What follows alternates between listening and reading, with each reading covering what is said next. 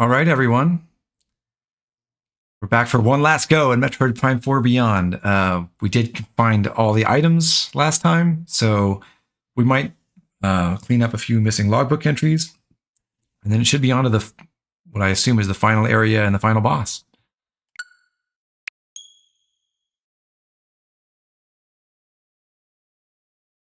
Since it's the last time, I say let's check out the title screen again.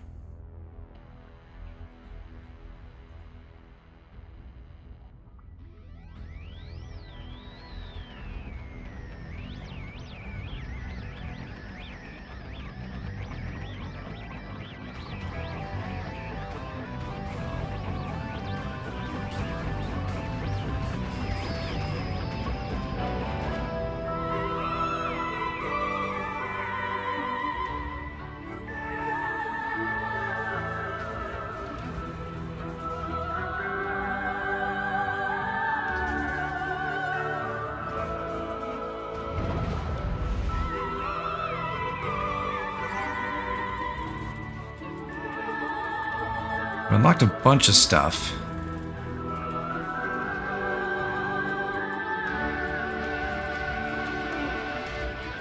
But not everything. I'm just hoping we can get 100% scans and that I didn't miss anything that's permanently missable, but we'll find out.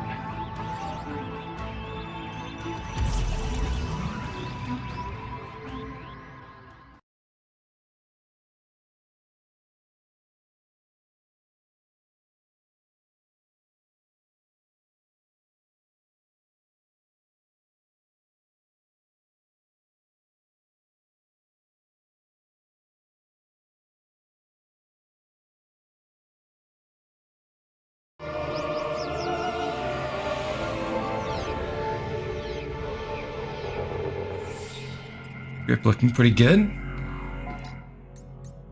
All right, logbook. So I have I pulled up a list here to check stuff. I'm pretty sure the last two Sylux Forces entries are going to be the final boss stuff. But for Vuros creatures, I am missing Gaspor apparently, which is somewhere. Okay, this is what I was afraid of. I scanned Carvex and Carvex's Vine, but I didn't scan Carvex's Pollen Sac. So I got Hive Mecha. I didn't scan the one-time boss-only summon encounter. So I cannot get 100% scans, apparently. After Sandgriever... Olalesorala, whatever that is.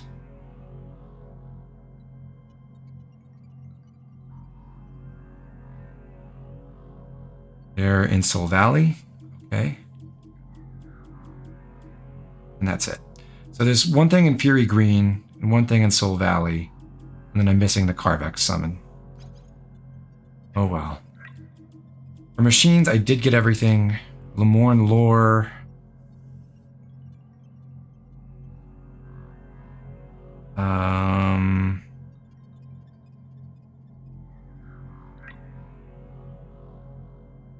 Two items here. First steps in Fury Green.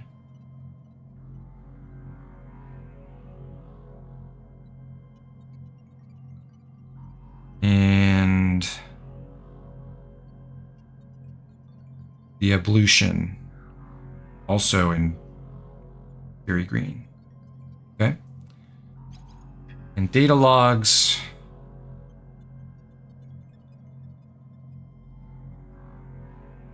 I'm missing gifts and limit.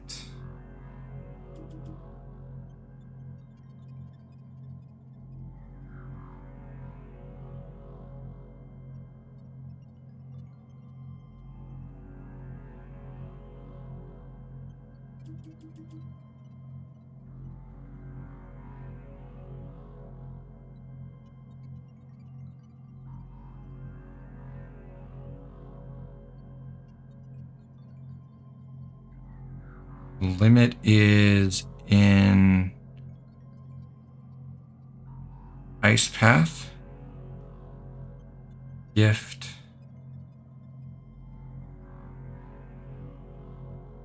Is also an ice path. And then finally for technology, I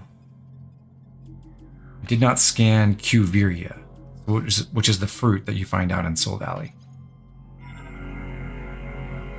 Okay. Let's see then. For the two...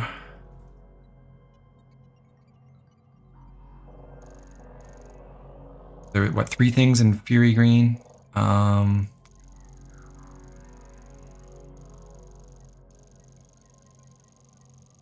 see.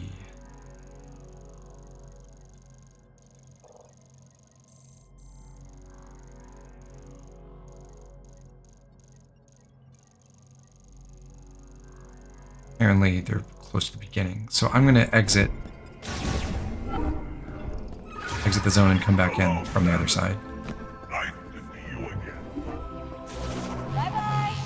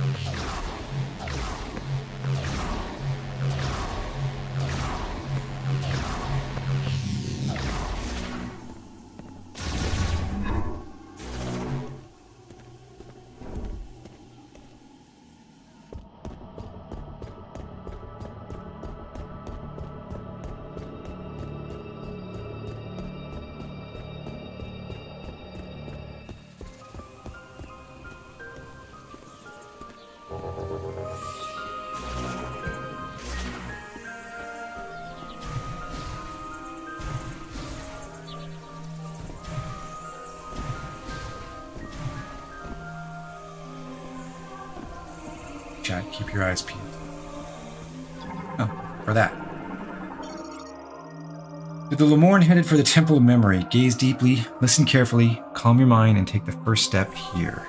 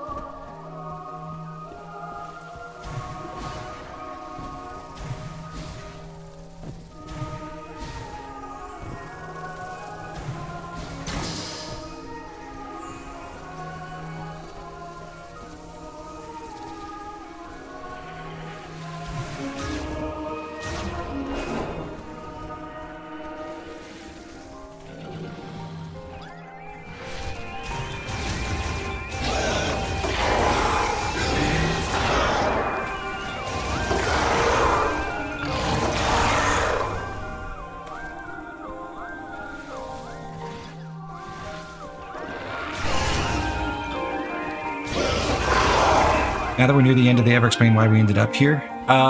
It's just that the artifact at the Federation base was a teleportation thing that accidentally got set off. I think that's it. We still don't even know what Sylux was trying to achieve or what he's doing here.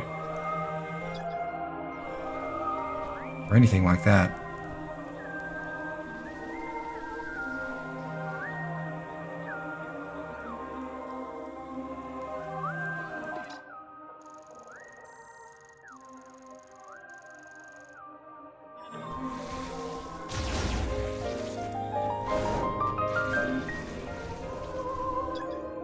Let's scan that. What's the other log thing? Worn lore.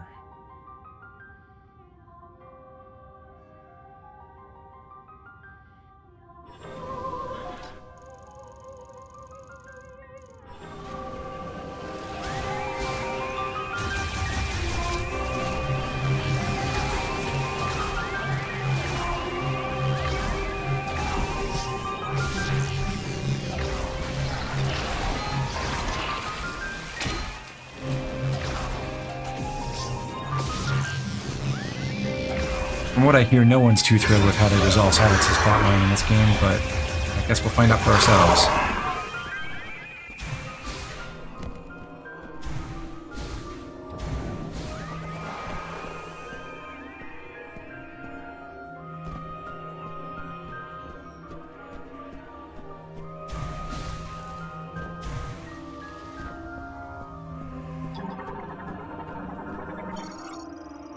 Immerse your form in the sacred waters. The Temple of Memory shall then bless the purified lore.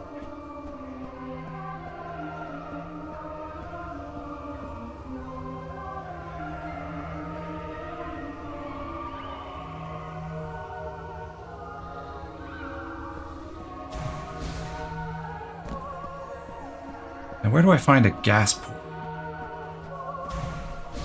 Gas pour?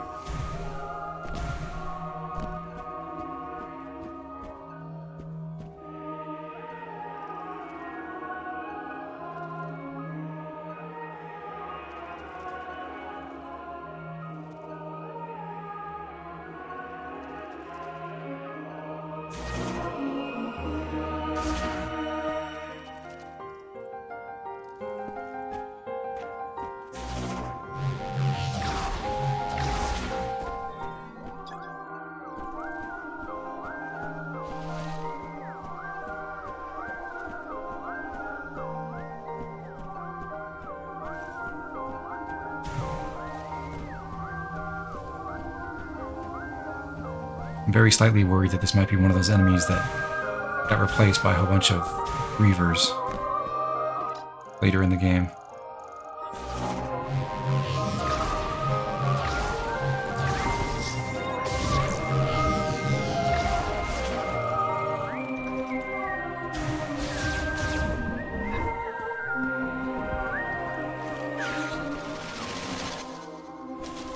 You?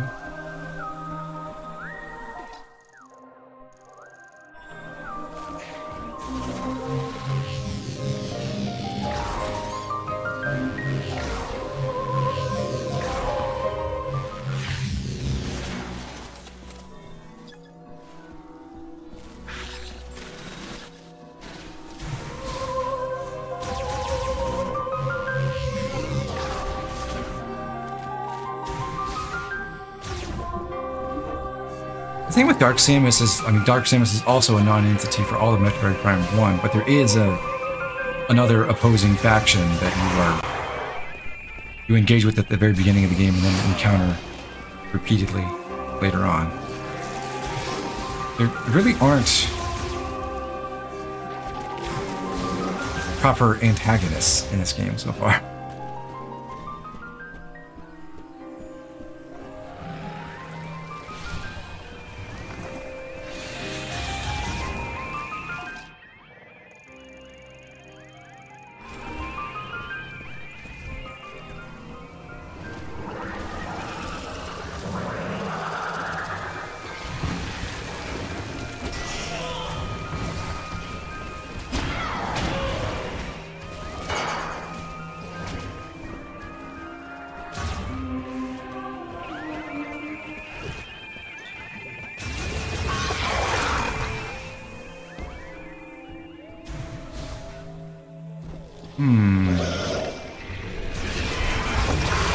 Not seeing a lot of gas boys around here.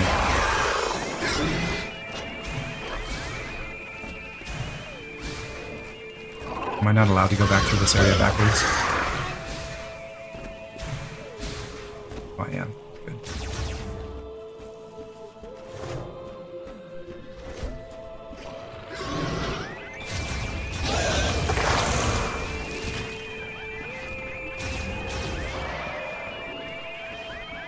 a huge problem, Atlas. Like, I don't think Metroid games as a whole are ones that rely on having compelling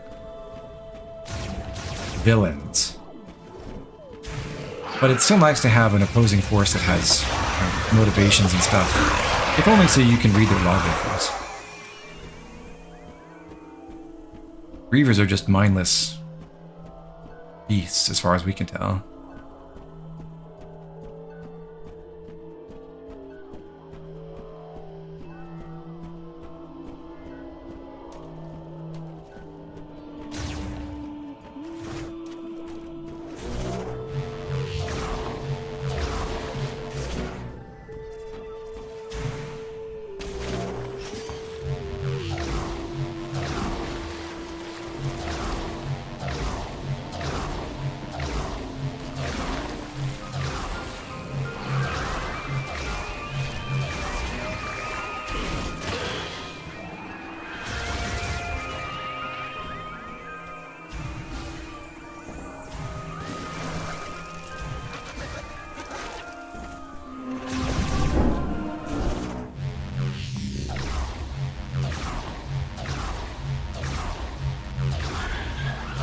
Gonna say, wow, they don't even bother sending Reavers after me on this bridge anymore.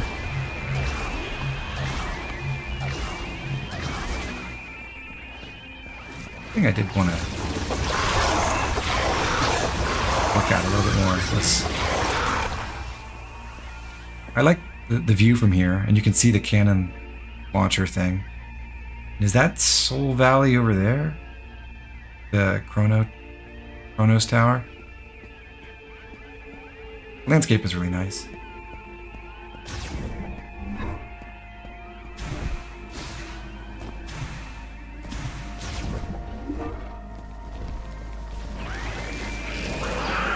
I might actually be locked out of Gaspor Scan too. Which I guess is no huge loss considering I already missed a scan before that. Still. Restoration complete. All systems are online and functional. Note that parts damage and issues with firearm limiter tuning may affect weapons output.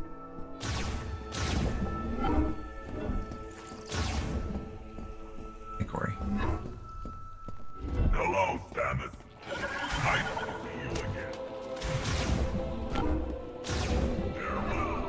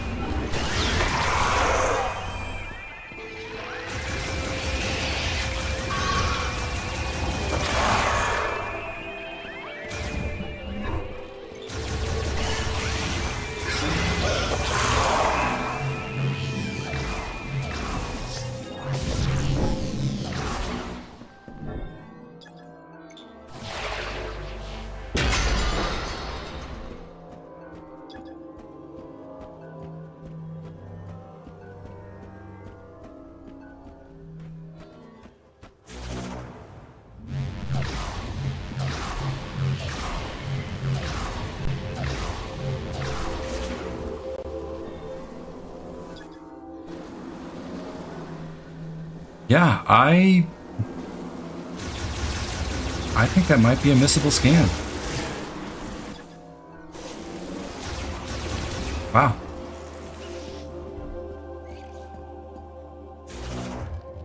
Got both Hive Mecha'd and Base Parasited.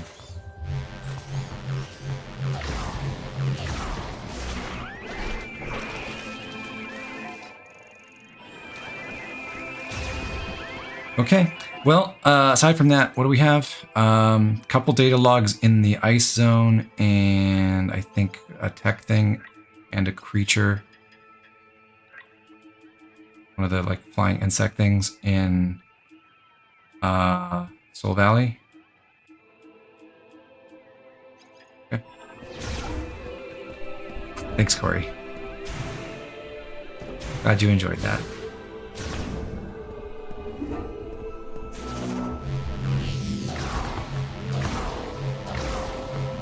And my a few of my friends invited me to a watch party for K-pop Demon Hunters like 5 months ago, and I didn't go because I had a conflict. I also didn't like really think I would. It didn't sound that good to me. Then I just watched it. Like I finally. Oh, there we go. Okay, there is a gas pour. Hooray!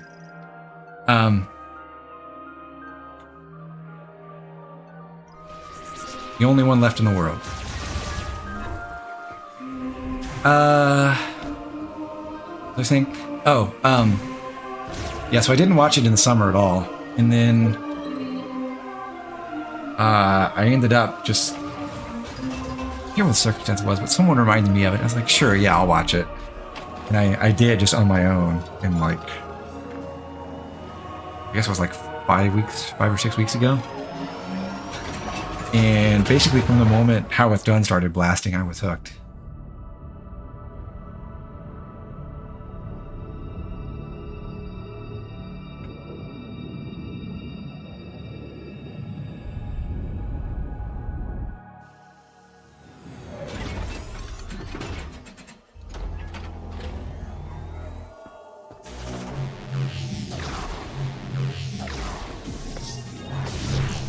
I've listened to the soundtrack quite a bit since then.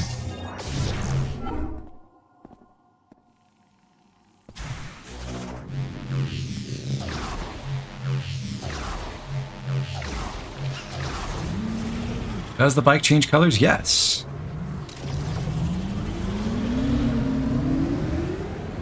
Right? Oh, no, was it white before? No, I don't remember. I think it was. I think we just match it now.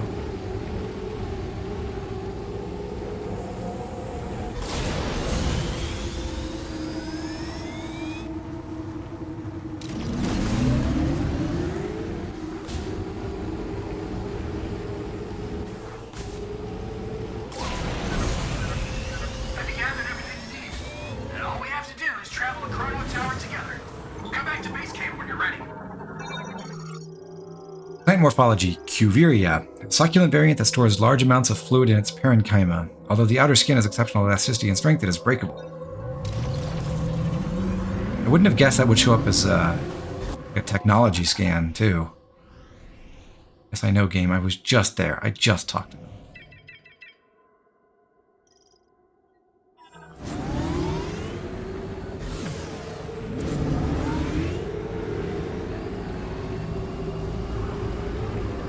Apparently I'm supposed to find some kind of bird thing around here somewhere.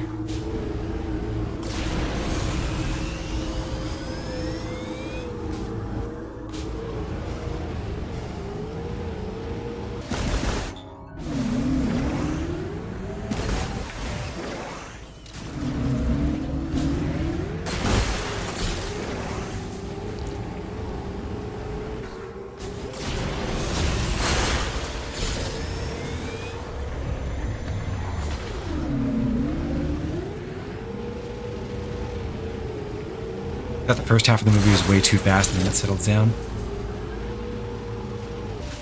Yeah, it was definitely one of those rare movies that I wish wasn't like 90 minutes long and was actually at least 20 minutes longer.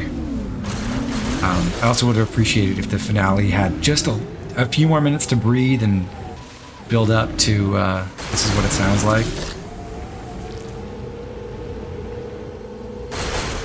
But it's a good problem to have when your movie, like my one real complaint about your movie is I wish there was a little bit more of it.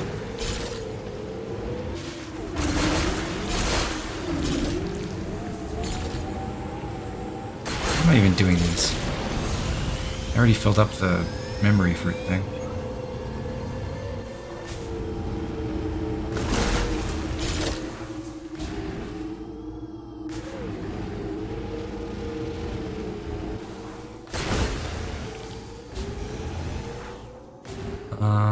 But I think it's supposed to be the flocks of birds that I haven't scanned, so I just have to find them somewhere.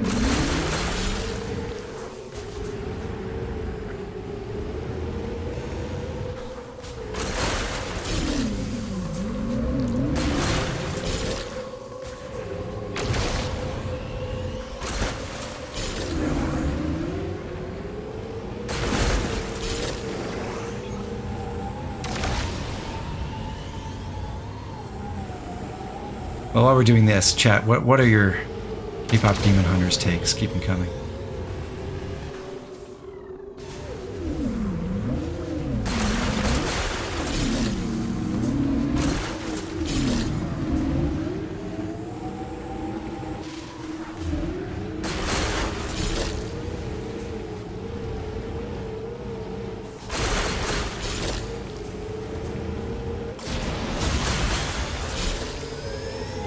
Apparently the big fanfic thing for it is shipping all of Huntrix together. Which is not really my bag, but it's cool if you want that, I guess.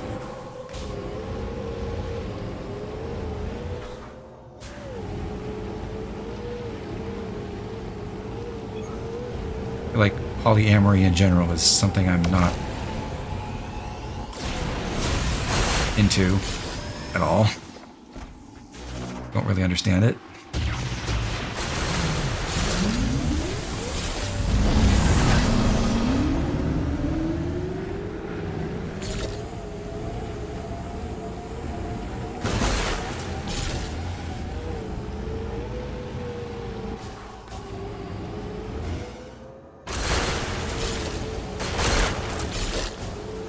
If I were a flock of birds out in this desert, where would I be?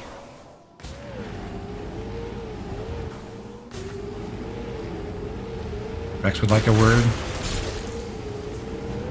I mean, I'm not really into that for Rex either. Like, you can do him and that's fine.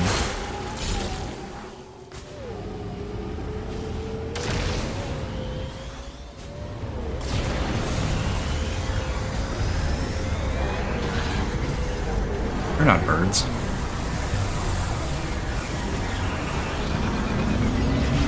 I did scan.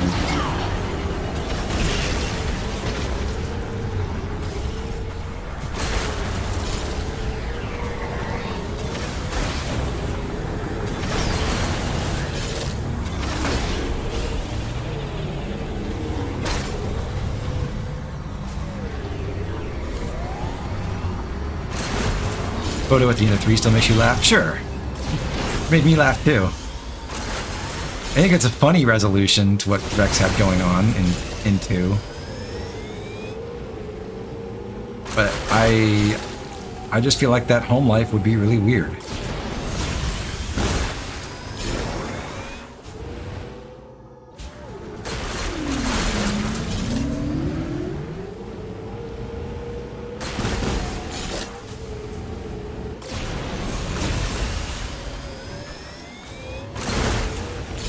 I mean, I guess all 3 of his wives are also sort of psychically or metaphysically bonded to him. I don't know what that means for a relationship either. Can't speak to experience. Can't speak from experience on that one.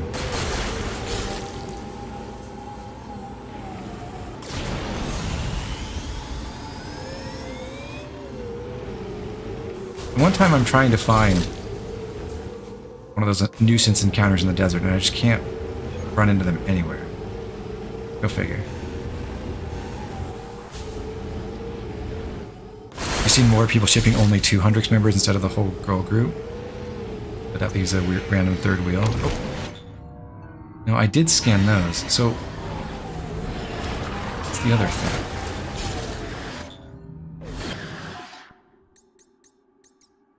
Book, view roast creatures.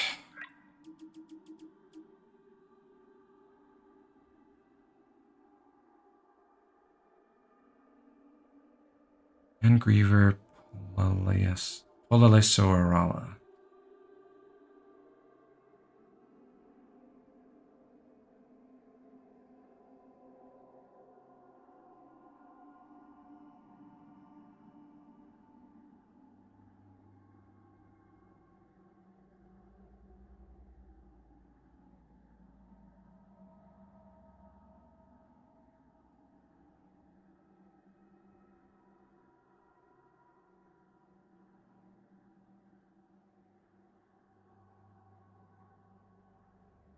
Found near the center of Soul Valley, hovering around Chrono Tower.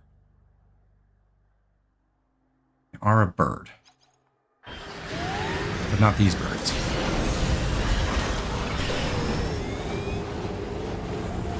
Maybe I'll see them when I go to endgame?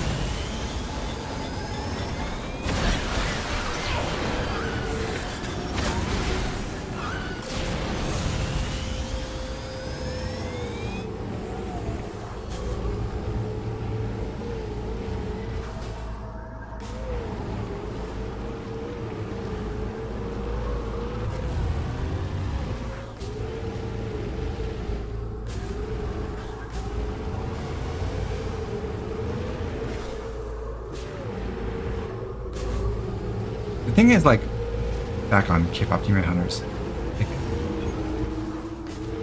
all three members of Huntrix are at least,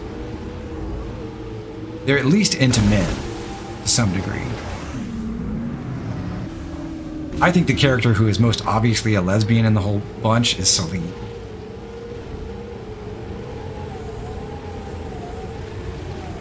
Do not see any birds flying around this tower. Well, we'll go to Ice Path and get the last research logs, and then we'll... I already missed out on 100% completion for scans, so...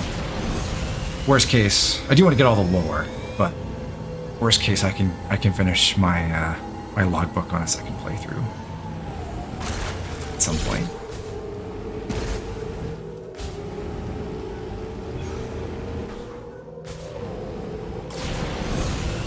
And Celine is one of those characters I wish got more screen time and was a little bit more fleshed out.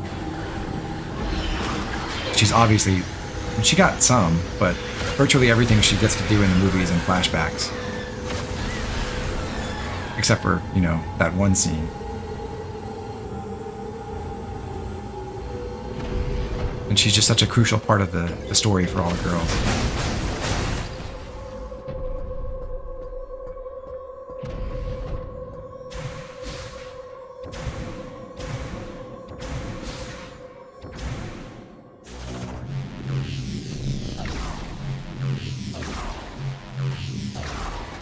So this would be kind of obvious, but I think what they're going to do is reveal that Celine was the one who killed Rumi's mom by accident or something like that.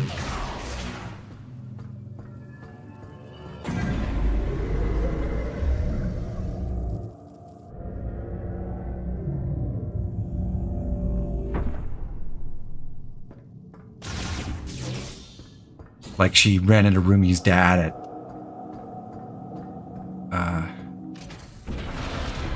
the demon dad at Rumi's mom's place or something and thought he was just an invader and tried to kill him, and Mi-young sacrificed herself for him. Is there some sequel in the works I don't know about? Yes, they've already, I mean, they just started, like, they literally just signed the contracts to produce it, like between Sony and Netflix, like 3 weeks ago or something. So yeah, but animation takes a long time, so it's supposed to come out in 2029.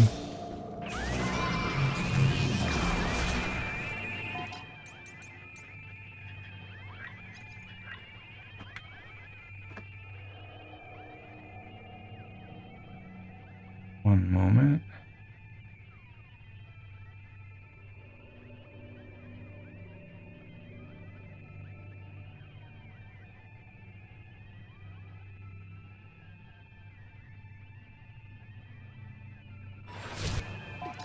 My first thing to find be down in the lab. Side path.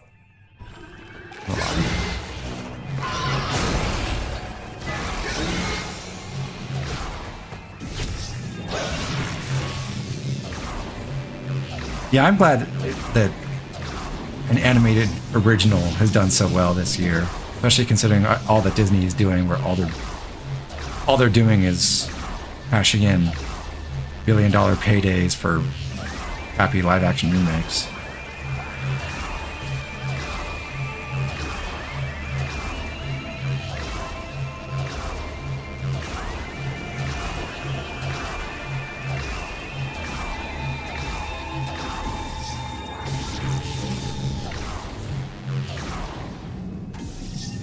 thinking about it. I don't watch movies very much anymore. So maybe I'm part of the problem.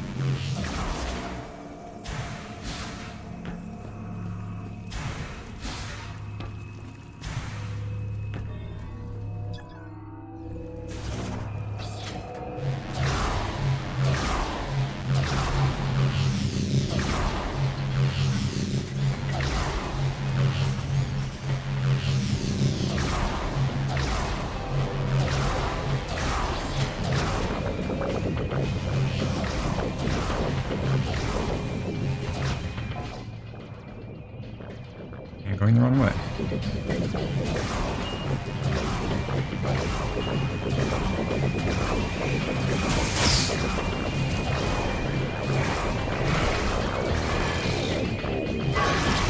But at the very least, I haven't paid any money to go see live action Lion King or Little Mermaid or whatever. They're already remaking Moana, and that's not even 10 years old. Or maybe it's like just exactly 10 years old or something. Seems really dumb.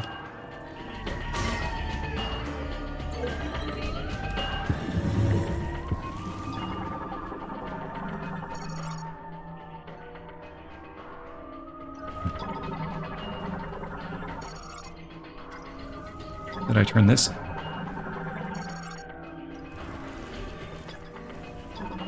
guess I just got really lazy in this room. Got sidetracked by that missile expansion or whatever was up in the morph ball track.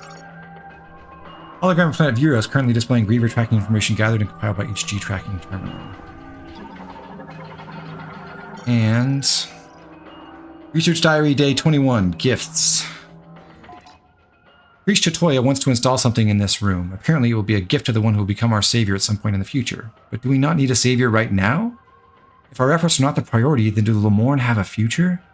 All we can do right now is continue the experiments and believe that we will see results. I pray for the day when I can leave this dark, freezing lab and walk under the sun again.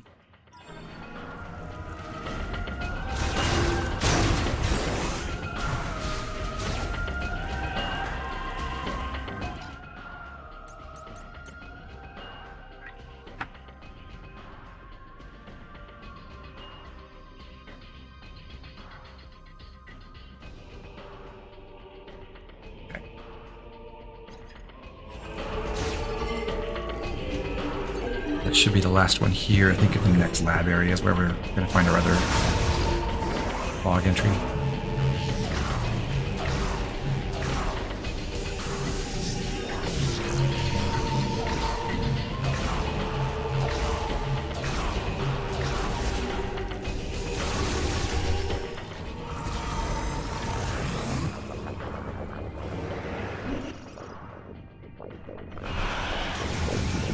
Turn on the shield. It's psychedelic.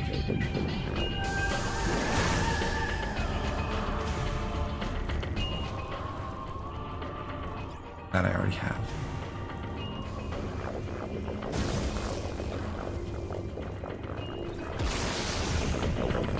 Wait, did I kill that guy just by walking towards him?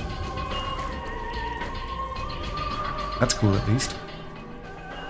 But it is like your screw attack for this game, but you just have to spend, what, 25 missiles at 35 missiles at a time for it?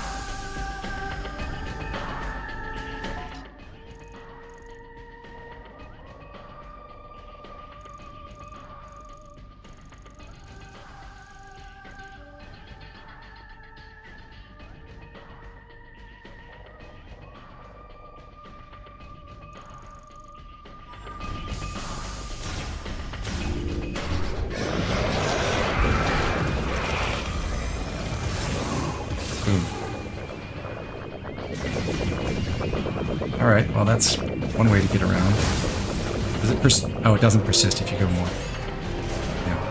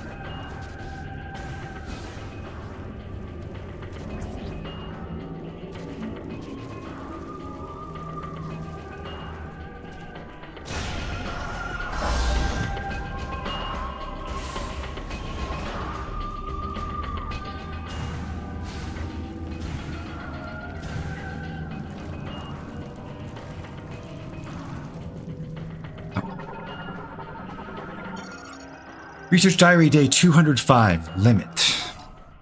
Since the lab experiments began, several subjects have been brought in each day. The lab is close to capacity and, tragically, countless brethren have lost their lives while securing these subjects. I think we should stop gathering subjects, if only because our restoration experiments have thus far been unsuccessful. Well, that should do it for everything but the 2 creature scans, I think. Yeah, I got the lore, got all the machines. Missed the Carvex pod thing and the 1 bird in Soul Valley. TBD on that one.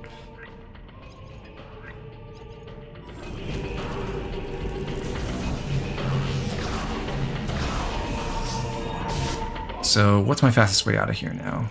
I don't remember where the... I'm sure there was a shortcut thing, but I don't remember where that was.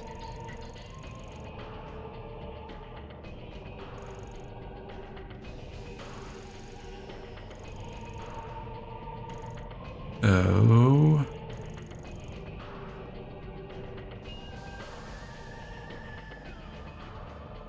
Guess I'll just turn right and go out the lab and climb up.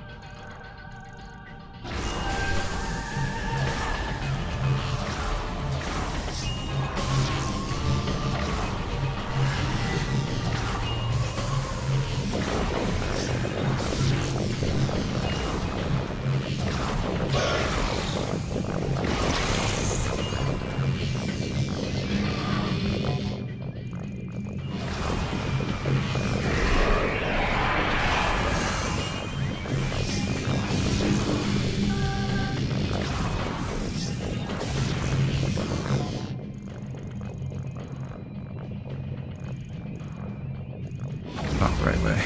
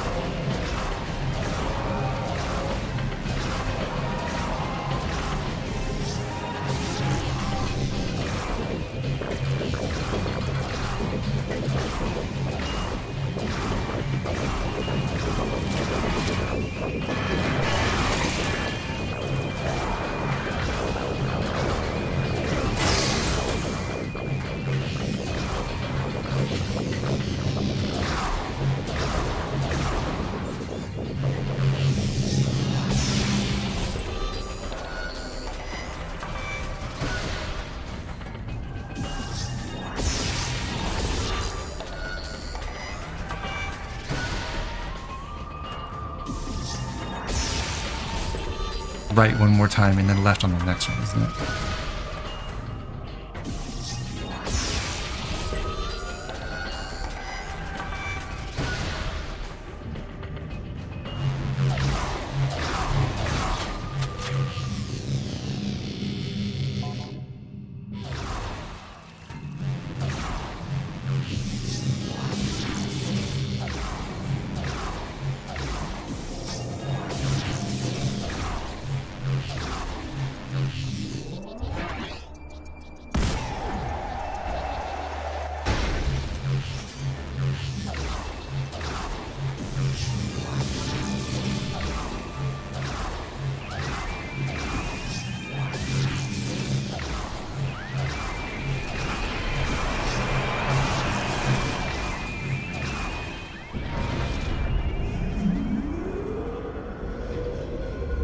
Goodbye, Ice Path.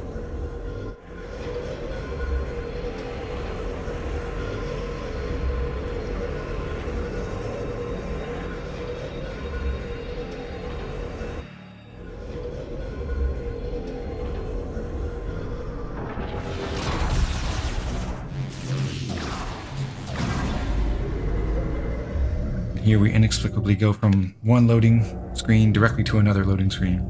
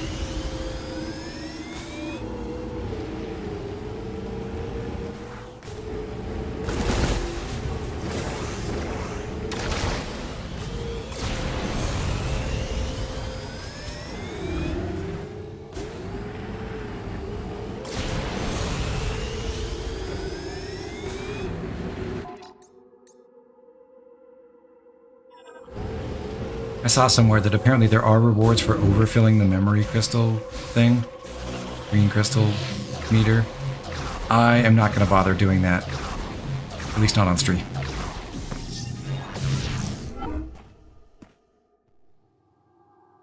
I think that would just involve me riding around the desert, grinding crystals, and nothing else.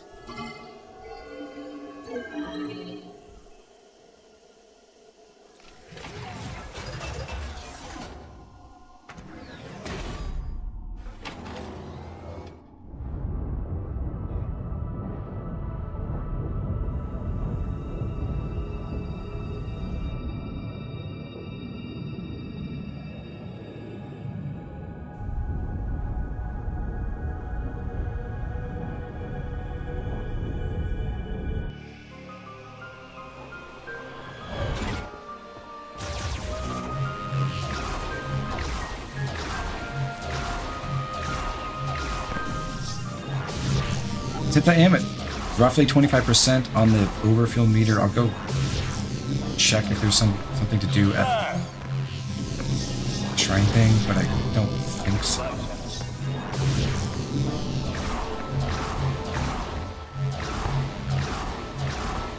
It already opened when I got the memory or the legacy suit. Maybe.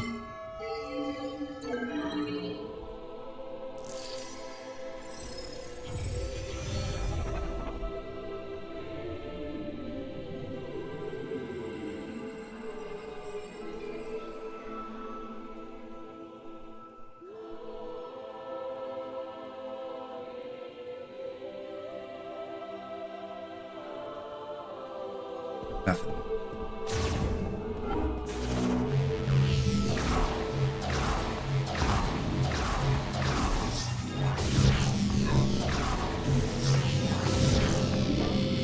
Was your hunt successful?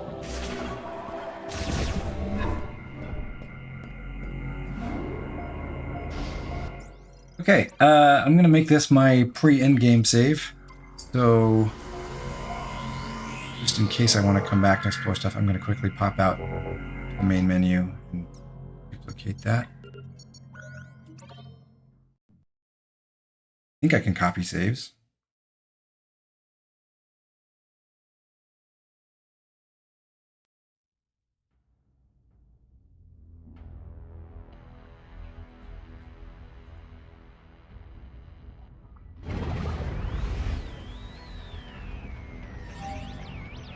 Copy.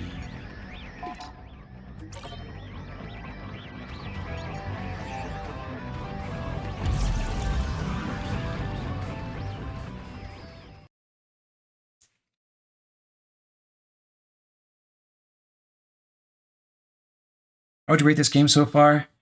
I don't want to give it an actual rating until I get through the final boss, which I've not heard good things about the experience of the final dungeon, but I don't know. But I would say so far it's around an 8.5. There's some reasons I would want to give it a 9 out of 10, but I don't know. We can leave for Chrono Tower whenever you give the order, Samus. You ready?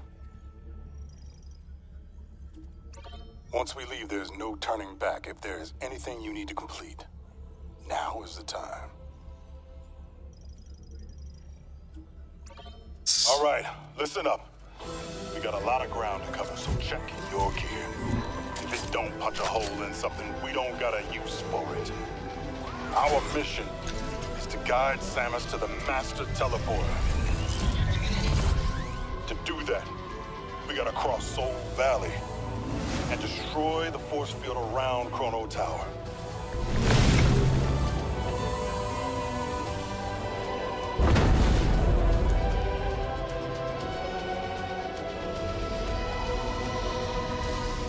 At least they didn't make me leave manually again.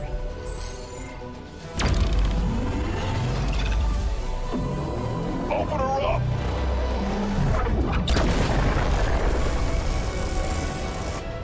Force field undamaged.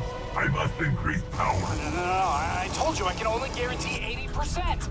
Recalculating.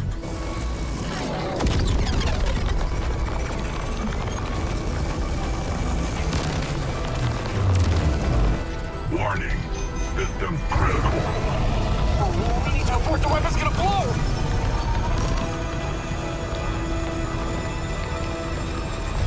Oh no.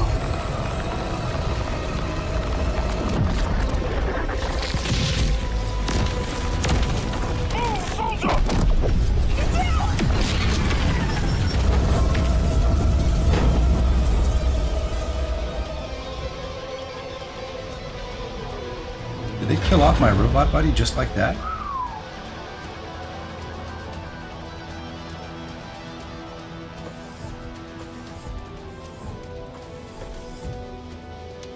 Force field destroyed. Well done. No, my baby. I'm so sorry. She did good. She did. She sure did.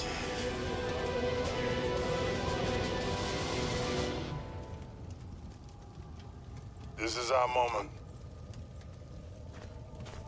You coming, Mac? Yes, sir, Sarge.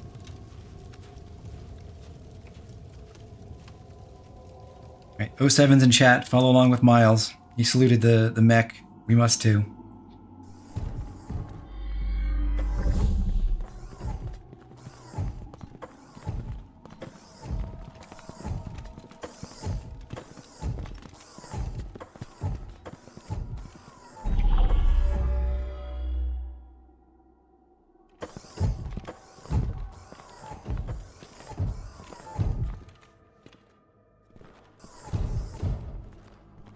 Wow, this place is so beautiful.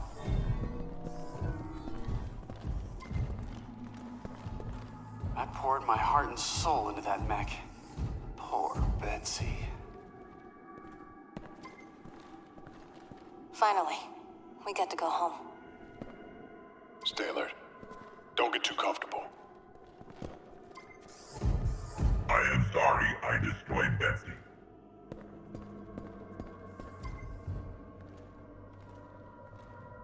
I believe this is a sacred place. I can feel it.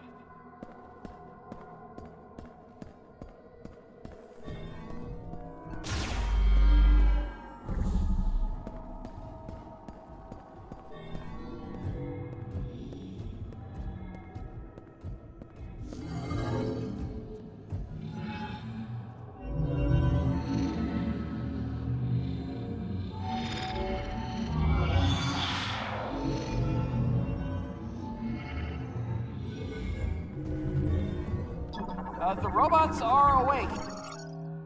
Psychic pedestal activates the Guardians when the Chosen One is detected. Yes, the temple responds. Guardian storage socket enshrines a Guardian who will guide the Chosen One. Guardian, Lemorne-made artificial life form powered by psychic energy. Its function is to recognize and guide the Chosen One.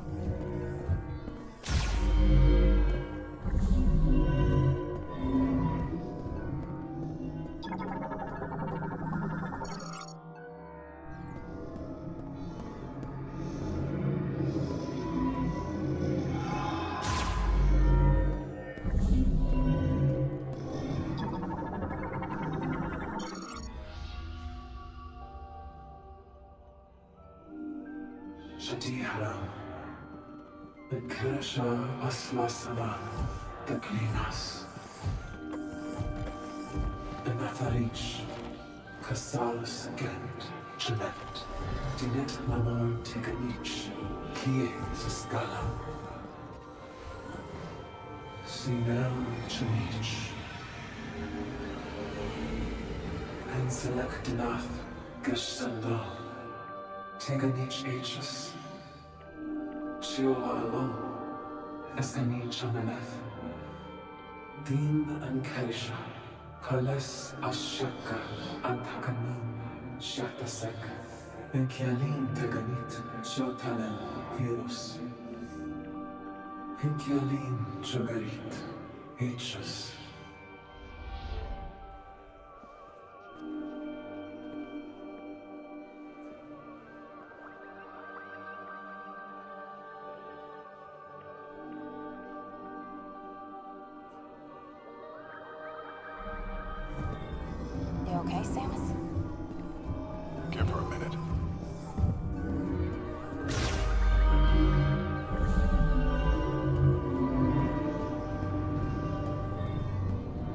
Armstrong judge my feelings through my suit.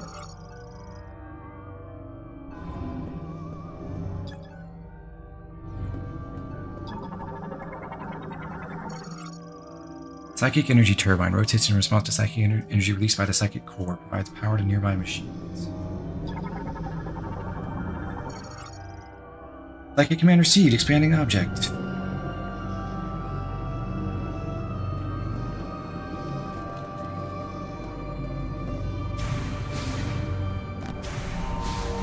Whoa, it's unfolding. The robots are the keys. Is an elevator. Hey, we got an elevator. Let's head up.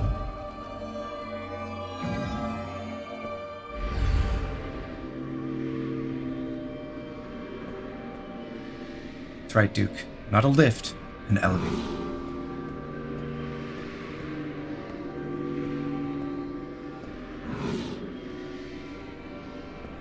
Look! Isn't it gorgeous? The room I was in before, wasn't it? So.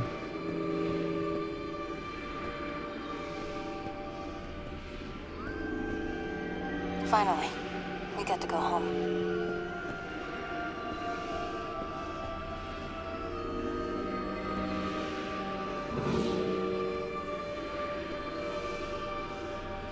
And the elevator door doesn't open and we all just smash our heads into the ceiling and die. No way to go out. We have finally reached the top of the tower.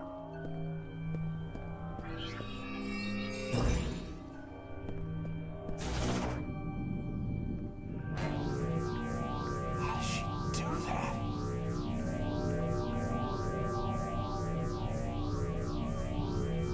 Careful now, Samus. Careful up there.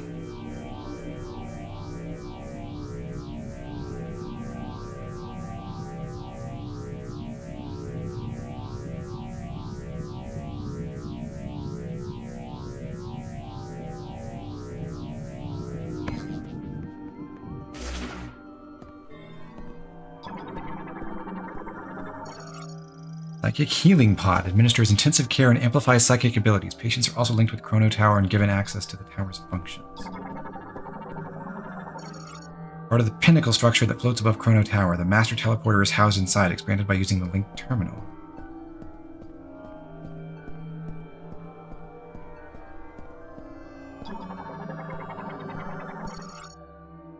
Expansion terminal, operated by touching the hologram, expands the pinnacle and moves it in the Master Teleporter into position. Gonna be the boss fight button.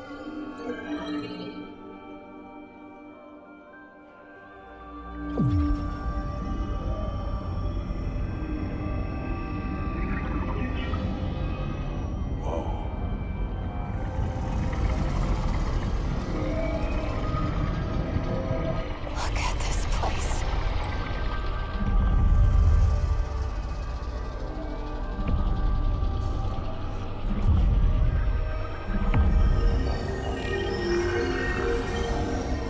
Wow. Jeez.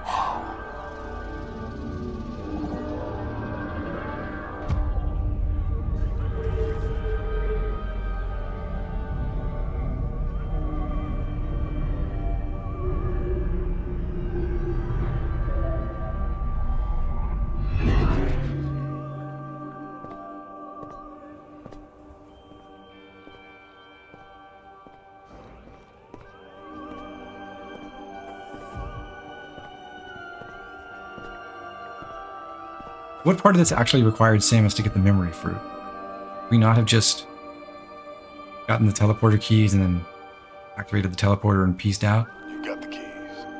Left the Lemourne to their fate? Take us home.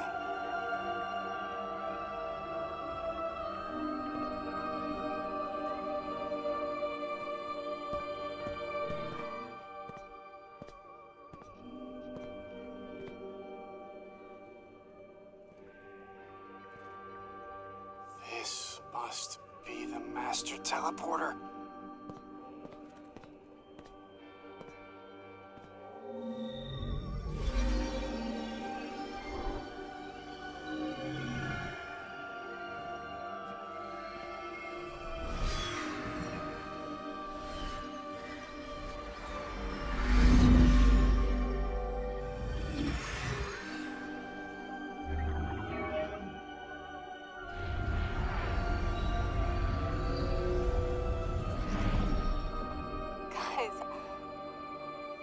can't believe it.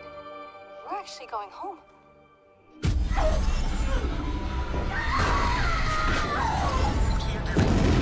I'd totally forgotten about that vision.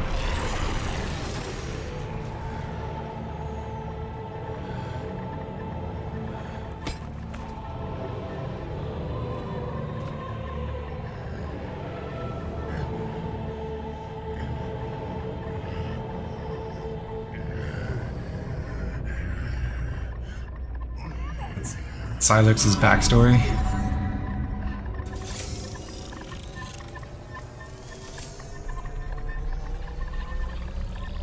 What, he was a sole survivor of his Federation unit that got destroyed somewhere?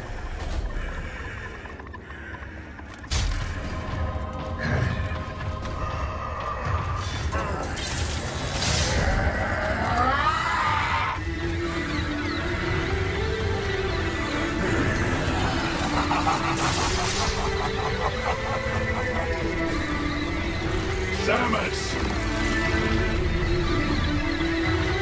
I've been waiting for this.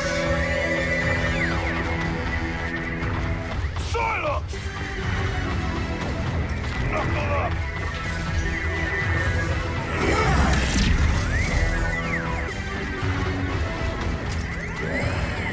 Watch those arms! Human morphology, Sylux, a bounty hunter using a modified version of a Galactic Federation battlesuit reconstructed using the latest nanotechnology. Alright, I'm gonna read the whole log. Sylux is a bounty hunter with a personal grudge against the Galactic Federation and Samus Aran. Plotting revenge on both, he has been running a long campaign of covert operations, including spying on Samus. In the cosmic year 20X6, he successfully stole a Metroid from a Galactic Federation base. By raising clones of this Metroid and fusing them with other lifeforms, he found a method of controlling minds and soon formed a private army. That reminds me that the only Metroid presence we've seen is, like, they've been attached to the area bosses as their weak points. With this, he took control of the leadership of the space pirates, seizing their army as well. He then began attacking Galactic Federation research facilities one after another, and in the process, he used the information and technology he gathered to upgrade his suit and weapons. Presumably, he attacked the UTO Research Center on planet Tanamar with the same intent, and he did not expect to encounter Samus Aran. That's it?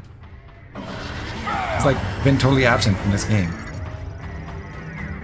Food for administering care connected to Sylux transforms into a nano arm by nanomachines. It is fully armored except for its tip.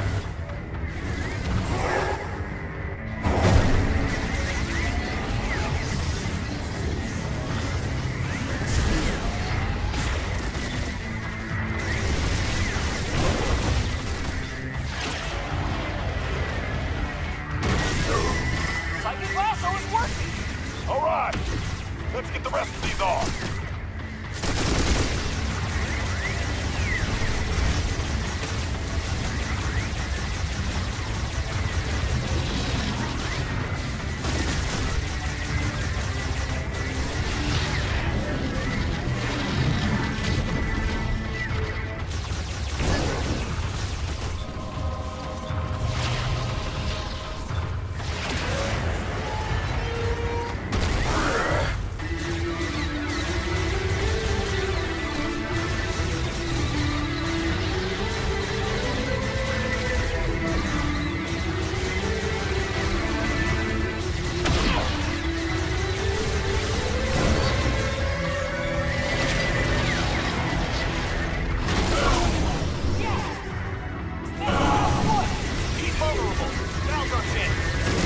Everything you got!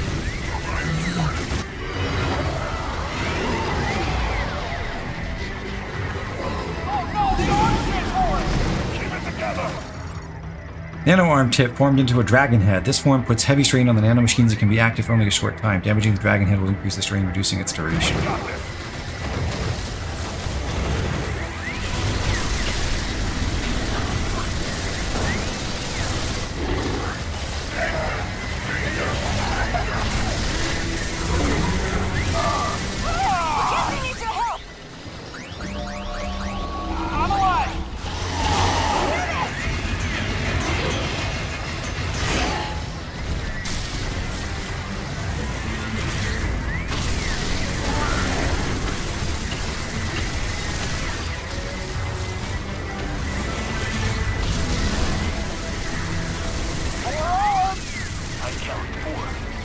Come out once.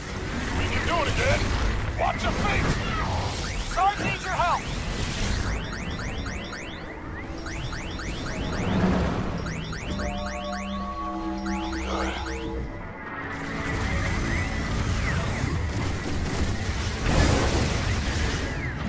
Oh, that killed my legacy barrier immediately. Ooh.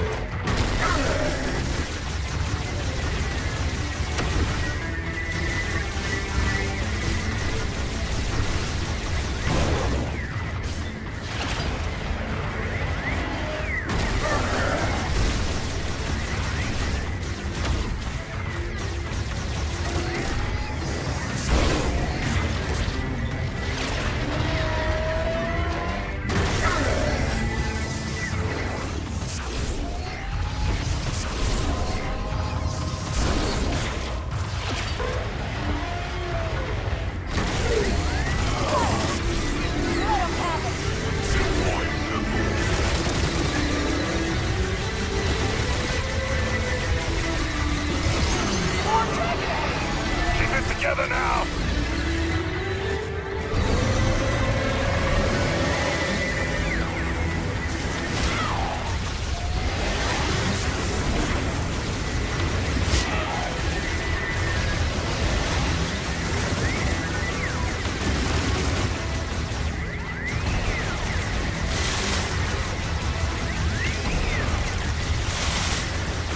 Mackenzie needs your help.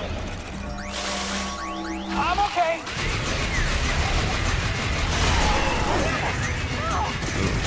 Double combo. Ouch.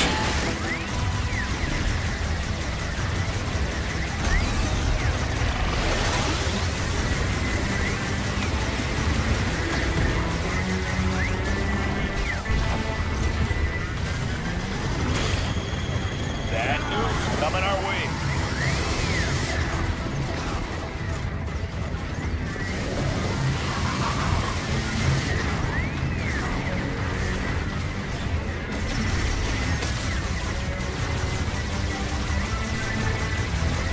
I wish my friends could aim with damn. They don't seem to be doing much for me.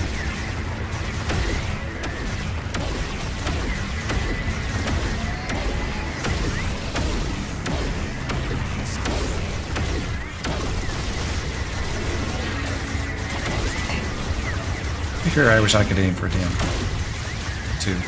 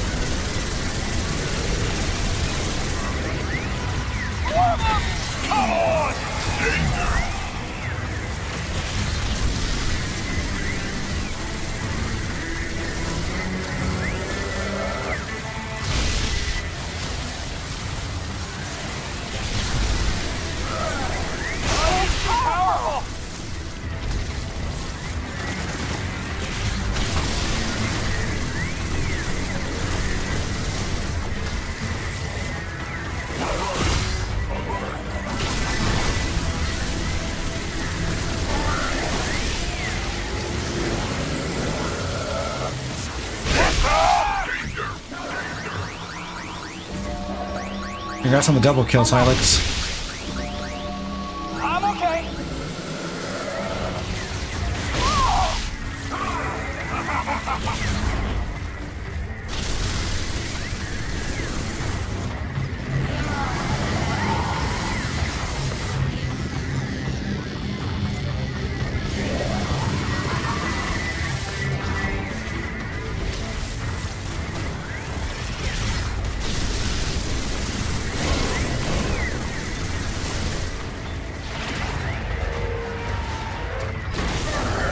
At least the super thunder shot is effective.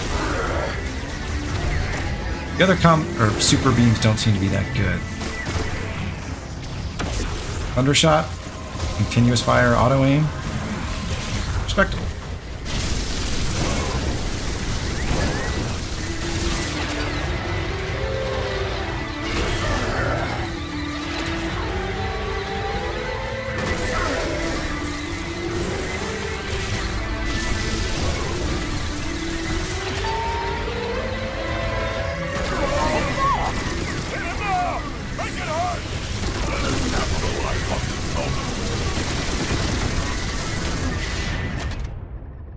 Had enough? Oh, I'm just getting started.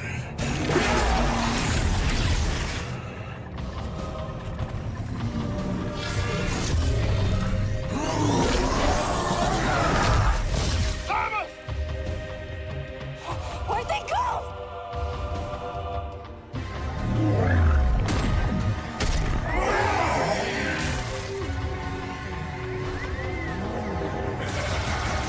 Not the kind of space battle I expected.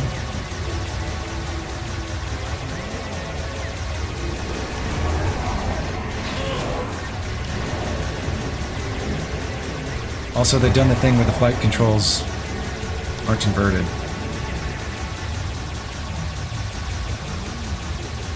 And I'm ever so slightly mad about it.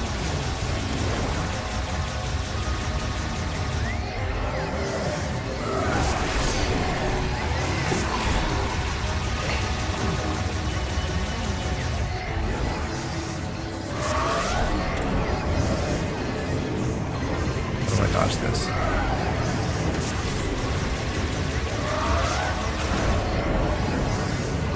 I don't know if I did anything to dodge it at all.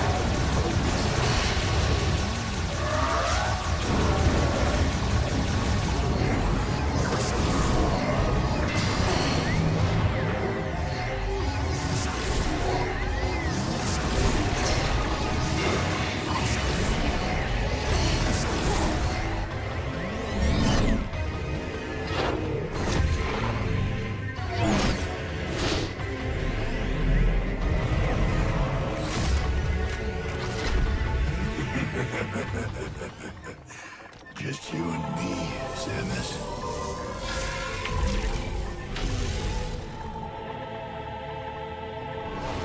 Come on! Let's get this over with.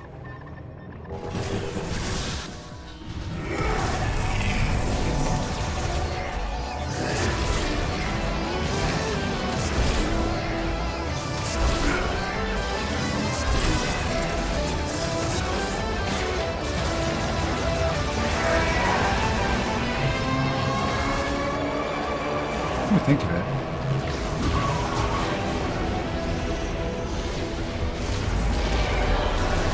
Shame that power bombs didn't work there.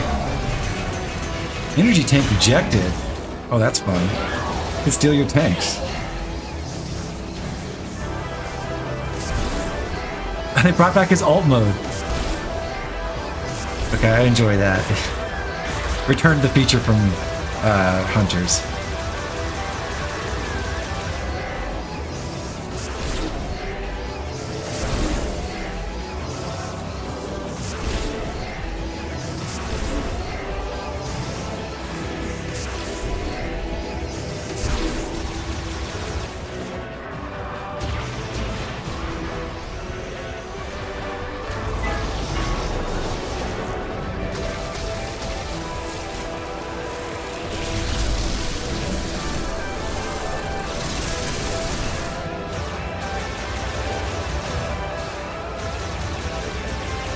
Doesn't do much though, does it?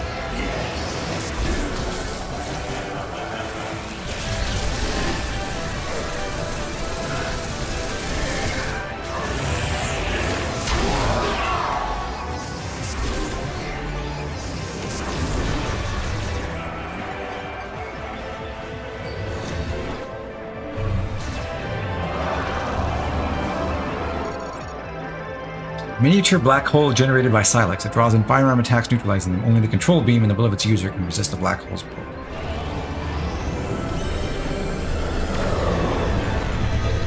Do I shoot the black hole then?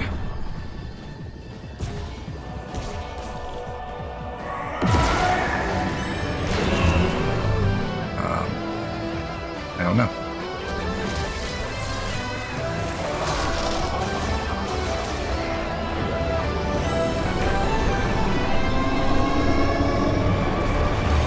Oh, that's not right. I was trying to find the zoom button. First button. What about the accelerate button for control beam? I know it's L, but I thought it was face button.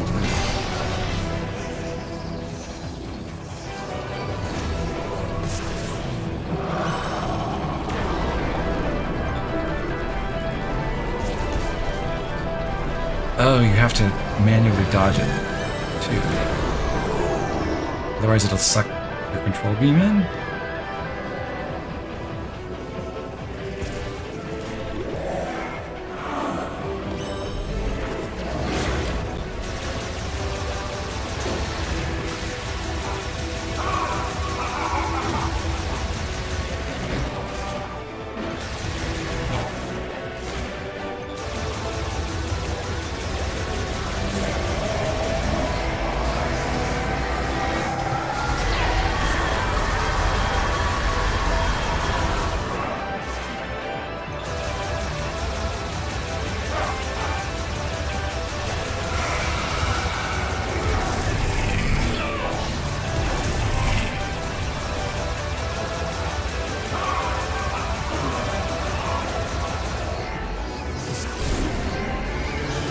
Steal my E-tank again?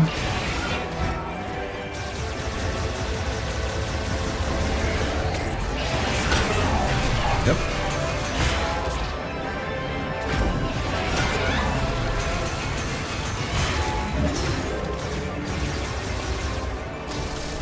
You son of a bitch.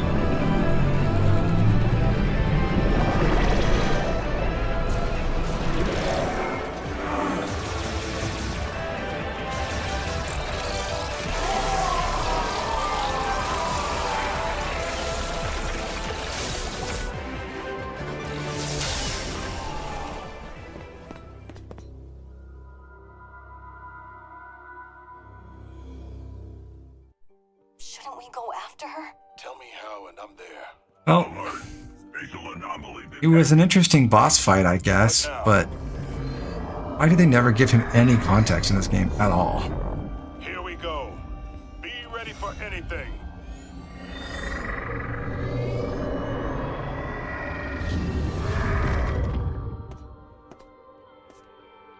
Samus! I knew you'd come back. Never doubted you for a second, boss. Glad to have you with us. Samus, does that mean Sylux is good? If he's actually dead, I'll eat my hat. behind you.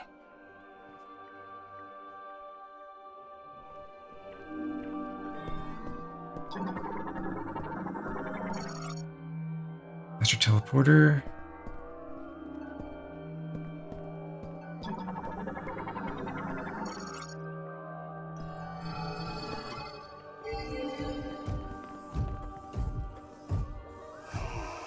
Maybe if I, oh, Well, this, love that Sylux wouldn't have had any psychic power, so he was just in Chrono Tower for the love of the game, no clue what was going on.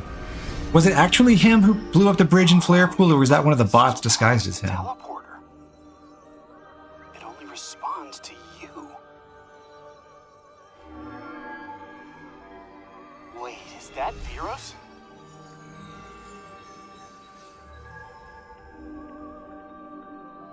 Then that must be Tanamar.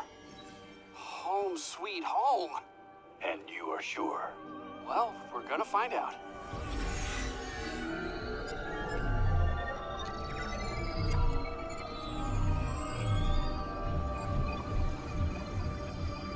You did it. We're really going home.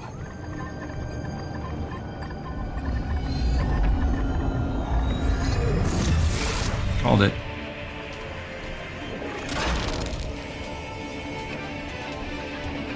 Sylux! But!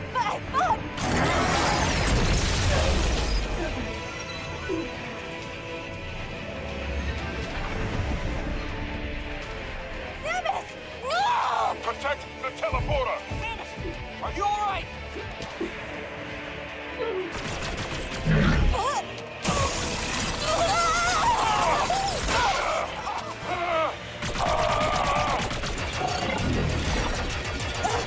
I got you. Providing cover.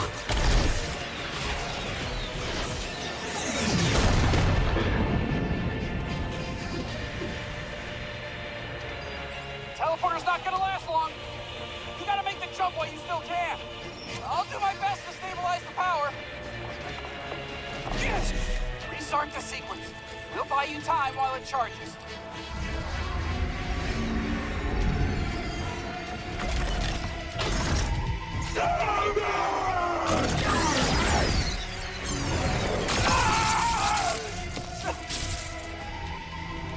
Samus, go.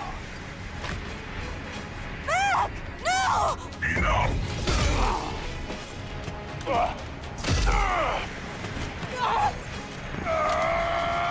Samus! Go!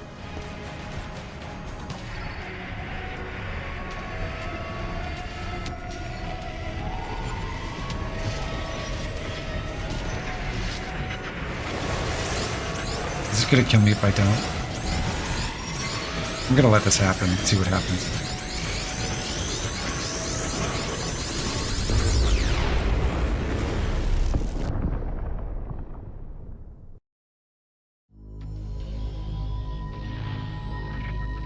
Bad ending.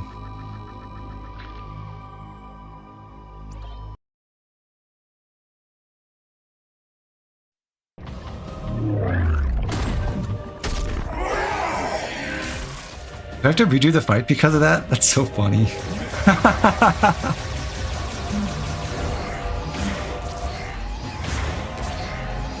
Well, I signed up for it.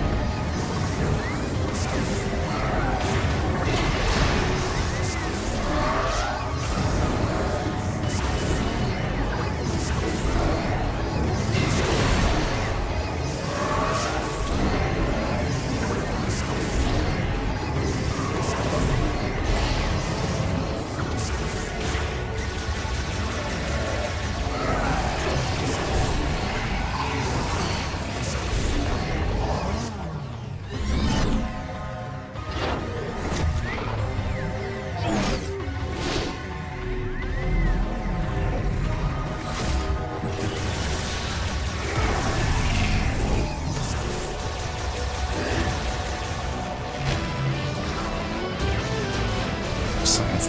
Okay, power bombs do work. Just didn't know for sure I was hitting with them before.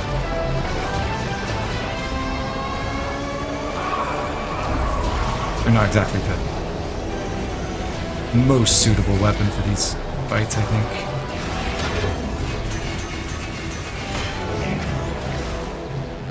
Are you supposed to just... Oh, okay.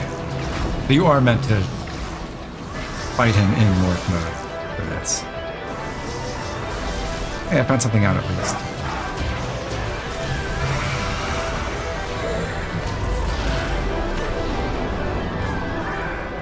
Wrong button.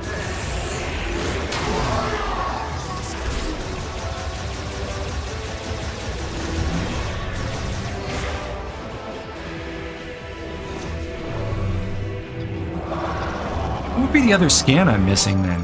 What other Sylux forces are there?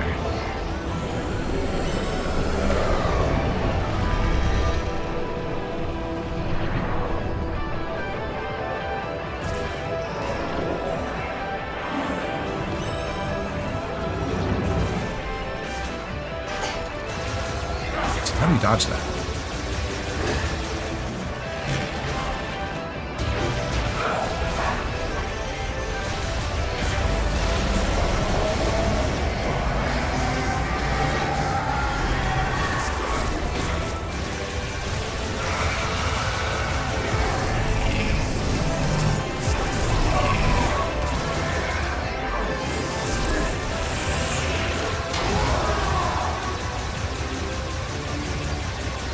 Didn't you get both the space pirates and the boss in the Yeah, but there are 4 Sylux forces scans. And as far as I know, I've only gotten 1 from this fight.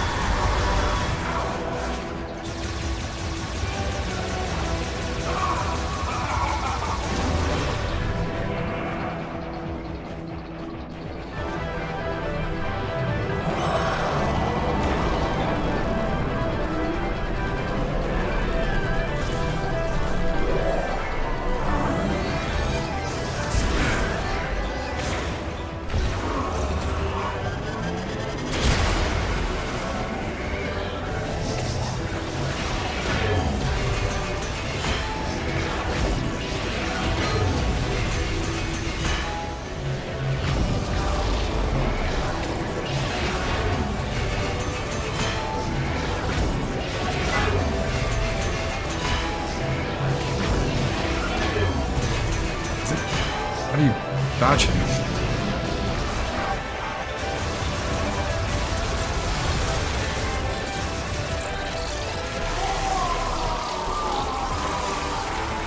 One is the lockjaw in this phase. What lockjaw? Oh, his alt form. Shouldn't we go after her? Tell me how, and I'm there. Whatever. I already missed 100% completion for scans anyway. Great. What now? Here we go.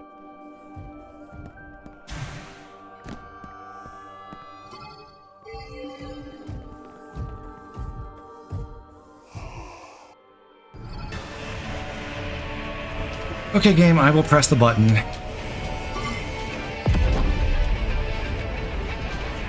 Hey, Samus.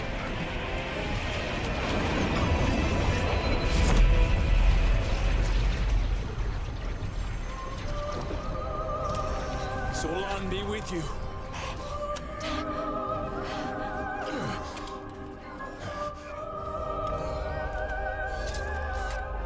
After all that, they kill off our companions. Or we leave them all behind.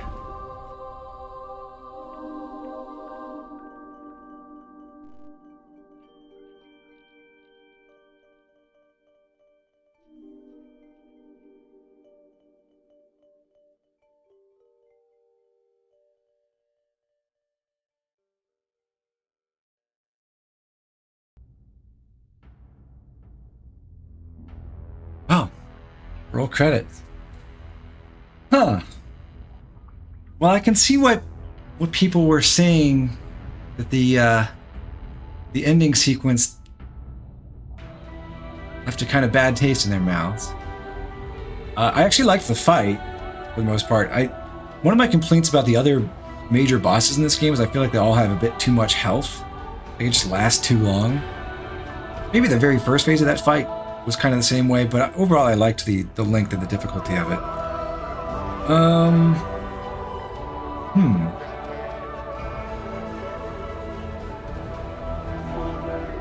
It just feels so weird that this whole quest culminates in us fighting this basically random guy who didn't even really do anything to us throughout the game. Okay, yeah, it really does feel like they've I guess I would say it's like they developers and designers of this game did almost heroic efforts to staple a bunch of really, really cool scenarios and concepts and locations and designs onto a framework that just didn't really have a lot going for it. One of the things I really liked about the main dungeons in Metroid Prime 4 is, unlike a lot of other places in the Prime games, they actually felt like real locations that could plausibly be a facility for like a factory for manufacturing motorcycles and a test track. You've got the science lab with its wind generators cutting in the valley, cutting through the facility, and the geothermal plant that was powering the terraforming cannons. The mines area was kind of one note and definitely the weakest, both in terms of like what the theme of the area was and how cool it was to traverse. It was basically just a combat zone, which was all right, but there was basically one trick for 90% of the combat, which was just use your ice shot and then shoot them in the face with your regular beam cannon like 5 times and they die.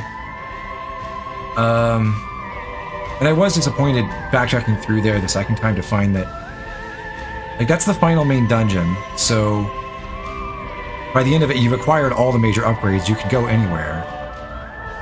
So when you go back through a second time, you already know you're going to be able to find everything. So yes, the layout is different because you can now take the elevator to access whichever floor you want. But you shouldn't do that anyway, because if you're trying to go back and get all the items, you should just go down the exact same path you did the first time, pretty much. So there wasn't a lot of interesting exploration with that area. But I did appreciate traversing the Bolt Forge and Ice Path and Lava Pool for the most part. I mentioned this on a couple streams ago, but I feel like those, like, the map design is sort of hampered in a pretty major way by having every area accessible via one entrance attached to the central hub area. I guess technically you could say that Fury Green has 2 entrances, but there's basically nothing to the first part of Fury Green after you've gone through it once, other than picking up a few minor upgrades. There's nothing, you never go back there to find anything important. It's just like more beam ammo or whatever.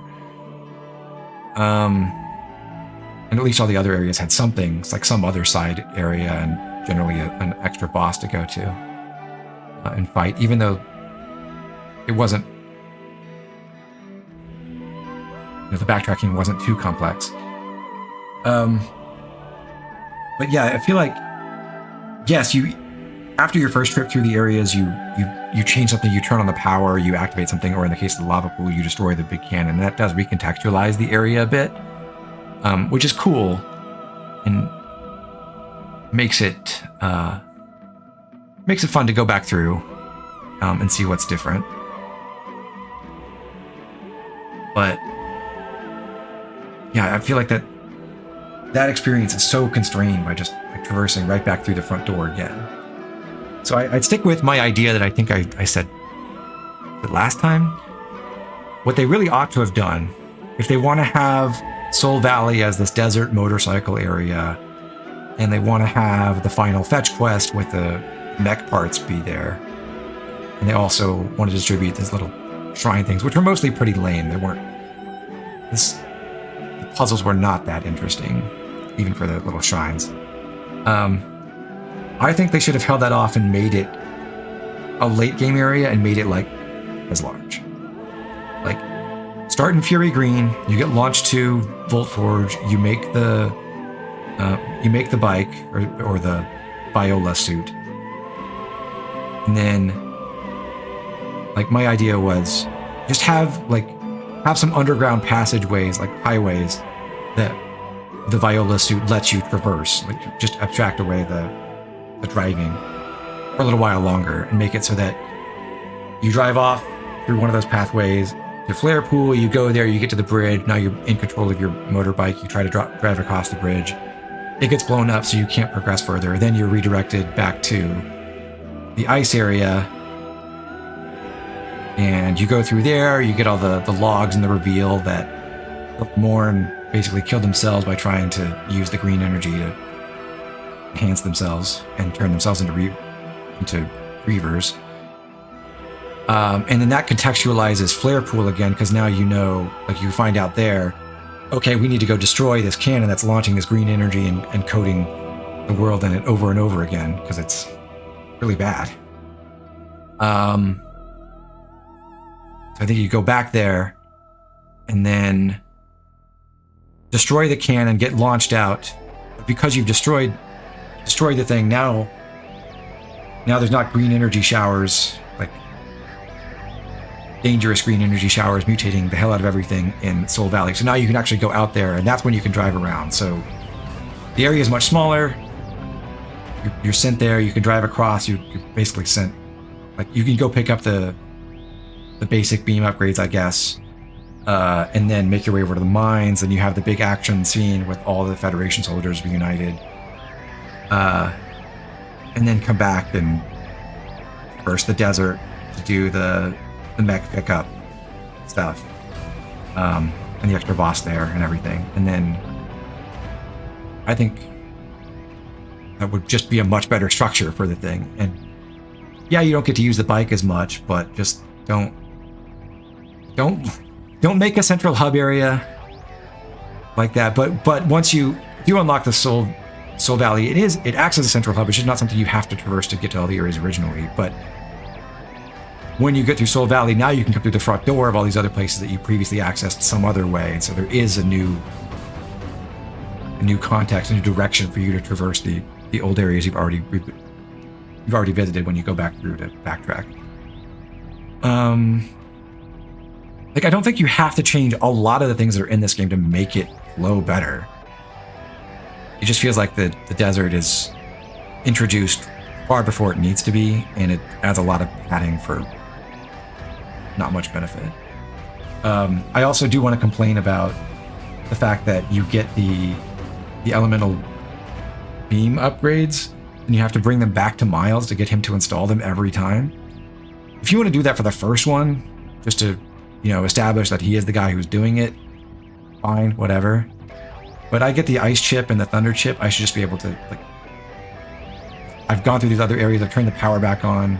Let's say the planetary communications are back up, and now I can just transmit the data to Miles and have him do his magic and send the data back to me, and I just install it myself. I don't know why we had to backtrack to Fury Green like 5 times in the game. And yeah, they give you the cannon that basically sends you right to him. But you still have to go through like 4 or 5 different loading screens to use that. Pretty stupid.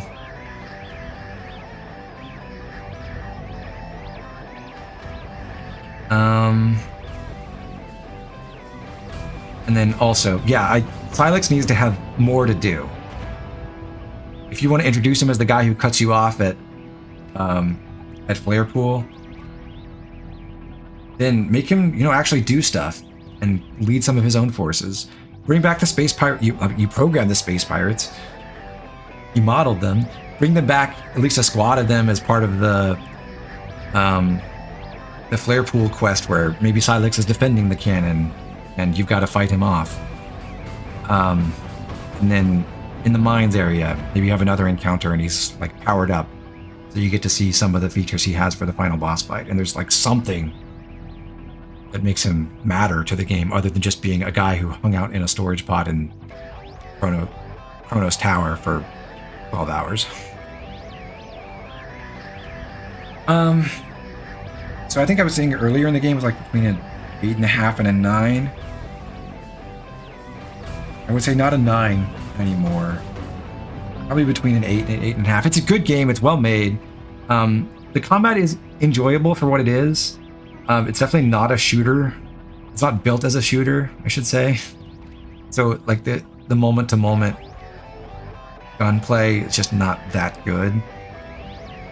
I haven't really decided how I feel about how the elemental weapons were implemented. As alternatives to the missiles, it's a little bit weird, because the way it ends up working out is your regular beam weapon, at least after you get the initial upgrade at 25% of the green energy meter, I think is your best weapon in terms of DPS, which just feels odd. Like, I don't know why mashing the trigger on my basic beam weapon is the best solution for a lot of enemies. It also means it's certain classic combos like ice beam into missiles are really clunky to pull off because there's a delay switching weapons. And that combo doesn't even really work that well. It doesn't instantly shatter everything. I thought it did at first, but I just happened to like hit things in the head and get a headshot with the missile, I guess. And I don't think there were... The fire weapon in particular was like, okay, it's good against bug hives. But other than that, I didn't find a lot of uses for it.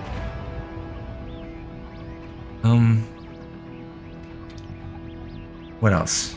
The psychic versions of the main abilities, there weren't really any, other than Viola, there weren't really any new suit abilities for Samus, or like any extra traversal tech they hadn't had in Metroid Prime before.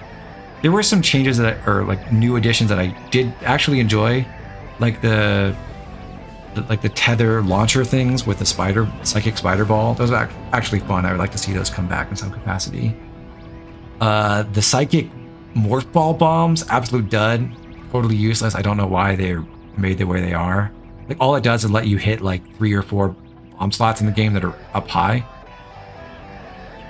And the way you execute that maneuver is really ungainly. You gotta morph, press and hold A to get the bomb to settle, unmorph, go to Psychic Visor, lock onto your bomb that you just dropped for a few seconds with ZL, and then shoot it at something else by releasing ZL. And all that just to hit a high up bomb slot. They could have just put the bomb slot closer to the ground and had you jump and activate it, and it would have been fine.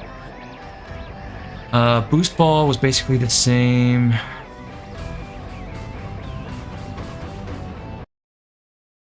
Oh, my Switch turned off. Boost ball was basically the same. What else? Anything stands out to me power-up wise? The control beam was okay. That was my one real complaint about the controls in the game, but it adapted, I guess, towards the end.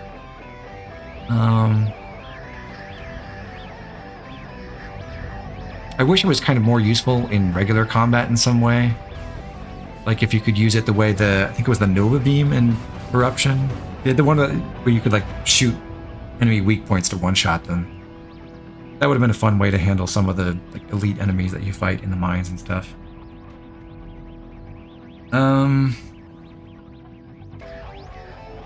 Yeah, The thing is, I would say like the moment-to-moment gameplay was a pretty strong experience. Well, I should say in the dungeons, in the main areas other than Soul Valley. Soul Valley was just too much padding for not enough. They should ditch, or at least dramatically streamline the green energy or green crystal collection thing. If you want to have it, do like what happened in Fury Green, where there was a little cache of green crystals towards the end of the zone when you first, like after you beat the first boss there. And do that. Sprinkle those around at the end of the first few dungeons, the forge and the rift and the pool. So that you get enough to get the first beam upgrade, so you get your damage upgraded before you have to do the combat gauntlet. And then basically I would say make it so that you don't really have an incentive or a need to go pick up the crystals till after you finish the mines, and then just make it so that those big blocks that you can power bomb to get a bunch of crystals, just pair those with a bunch of lore scans like that one in the corner behind the mines. You can see a cutscene about the scientist or prophet guy or wherever he was. Just tuck those away in some hiding spots and make it so that if you bother to track down those things, you get the requirement for and you power bomb those while you're there, you get the requirement for the legacy suit just by doing that. I think that would be fine. So basically just relegate the Soul Valley exploration to like right before and right after the Great Mines. So you're getting the elemental combo upgrades probably in that first trip, and then the power bombable like green crystals and lore scans and the mech parts after the trip to the Great Mine. So that's your in-game cleanup quest thing. And then I think the whole game would just feel a lot better. I'm really happy with most of the main areas. Fury Green was okay. It's a decent introduction, tutorial area. Not too memorable, but I liked the music and the overall vibe. I liked Bolt Forge a lot. I really liked Ice Rift. That was a real highlight. Maybe one of the best areas to explore in the series. And then Flare Pool was pretty good, and the mines were not bad, but definitely a lesser experience just because it's so combat focused, and combat was okay, but it wasn't that interesting after a while. And then the second trip through was pretty boring. So anyway, do I have any other thoughts or ideas? I think, like, if you're a fan of Metroid Prime games, I think even though this has some structural problems, it's well worth playing. It's beautiful, with lots of cool stuff to experience. But I feel like they really fumbled in like trying to staple on an open world concept that just doesn't really add anything. And just waste a bunch of time. And also, story was pretty weak. Like finding the reveal about the Lemorn accidentally killing themselves with genetic engineering or whatever they did with the green energy was cool. But there should have been something else going on to drive the action. Like, you blow up the magma facility by accident, I'm pretty sure. As I recall, like we weren't trying to destroy the cannon because we thought, oh, that's a good idea that will help the planet. That was just something that ended up happening while we were trying to rescue the Federation soldiers. So get Sylux more involved and get his space pirates involved and let them be part of that for those last two dungeons. Like, give us some build up and give us some more context for him, and let us find some in the mines. Maybe that's where Sylux got teleported and that's where he was gathering his forces, and let us read some log entries from him. Find out what his deal is before we get one flashback about how I guess he's a disgruntled Federation soldier who hates Samus for some inscrutable reason.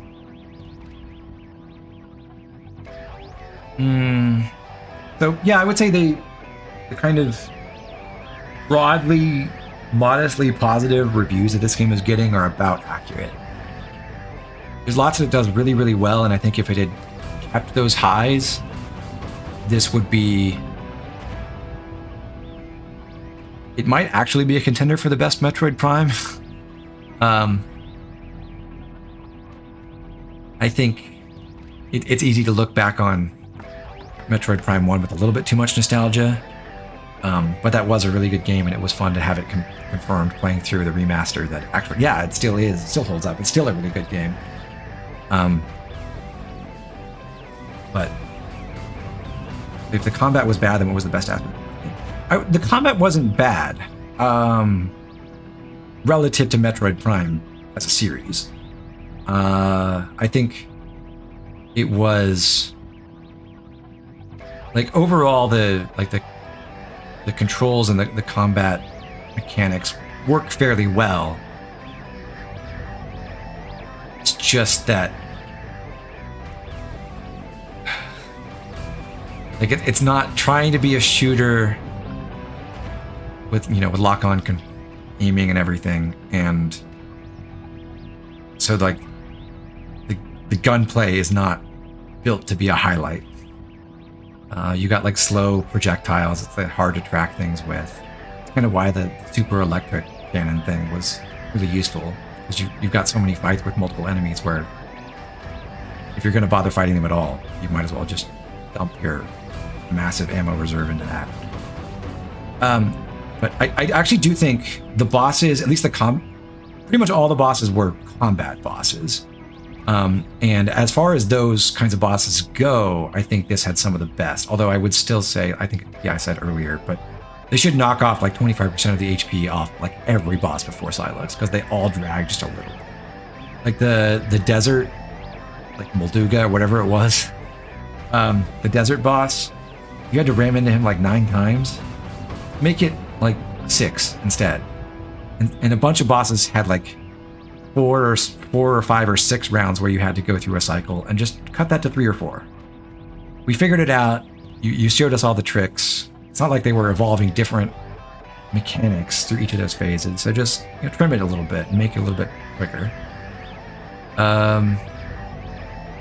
So I'm curious what hard mode is, but if it's just the enemies are like have more health and hit harder and you don't get refills at save stations, that does not sound like a good time.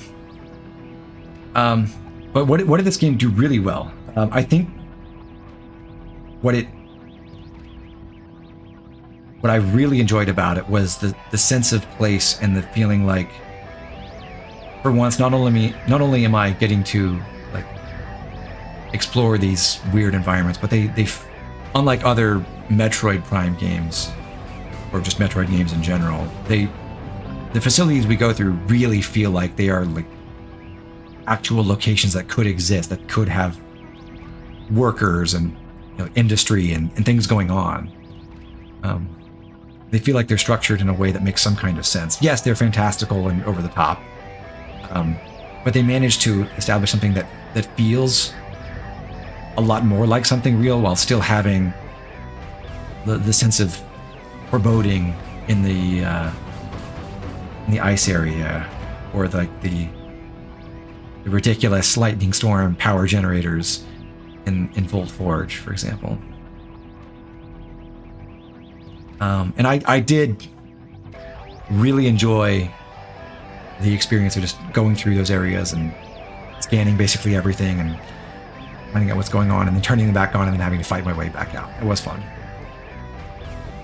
So I think they did a great job with the different explorable dungeony zones. They just didn't do a great job with a central hub overworld, and it's not a concept that this series needs, and it should have been pared back quite a bit.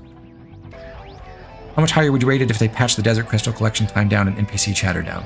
Oh, that's something I didn't talk about. I discovered through playing this that I am mostly immune to the NPC chatter. Like, it doesn't bother me that much, although it is kind of grating I think there was one spot where, like when I'd killed the desert boss and had the cutscene where Miles said, "Oh, like, hey, go find Tokabi and figure out how we can transport these things back." Not only could I not find Tokabi for a while, which was frustrating, but also Miles called me a few minutes later and said, "Hey, check out that sand plume. It could be a creature that like, ran off with the container." Even though, yes, I'd already killed him and found that container, and it's just lying there in the desert. So they messed up a trigger for that. But more generally, they're a little bit too assertive with giving hints when they already have a mechanic for letting the player request hints. Because they have the radio thing. It was pretty funny that the radio basically never worked anytime you were exploring a dungeon. Seems like an interesting choice there. But the one and only time I was trying to use that was to find out where Tokabi was, and I didn't get any help, which was obnoxious. So I don't mind the NPCs. It's not everyone's cup of tea, but I enjoyed the conceit of like going to each of the zones after Volt Forge and encountering a new Federation friend and helping them out. I thought they added some liveliness to the game, and if we didn't have the Federation troopers, there would be like nothing going on story-wise.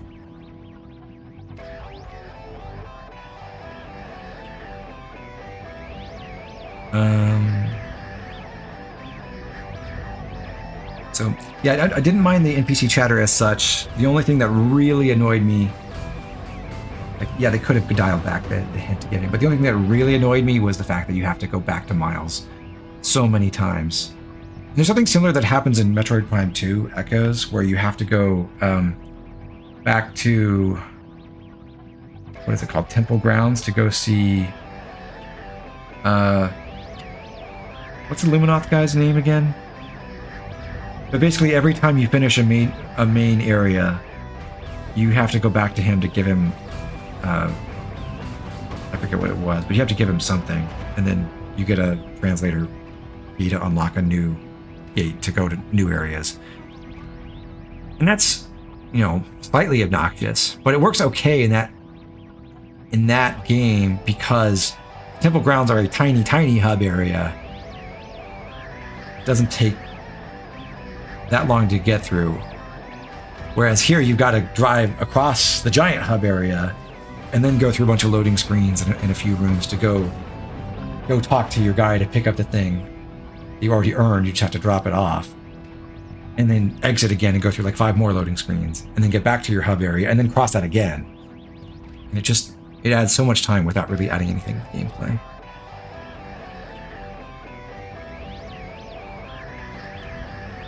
There is post-credits, by the way. I'm aware. Keeping you all hostage.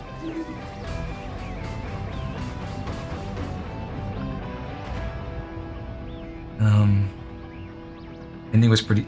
Atlas says, the ending was pretty sad, but overall I think this was a perfectly good entry in the franchise. Yeah, I'm surprised they went with such a sad ending. I mean, they can't be the last of those characters. I'm sure they're going to bring back... We didn't even end up killing off Sylux. They were just wrestling him. So I'm sure they're going to bring them all back whenever Metroid Prime 5 happens in 17 years.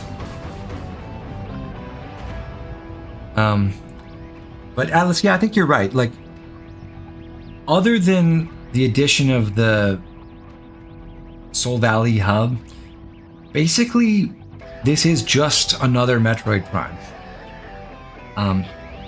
There's some really cool stuff. I liked the area design overall, even though I thought the map design was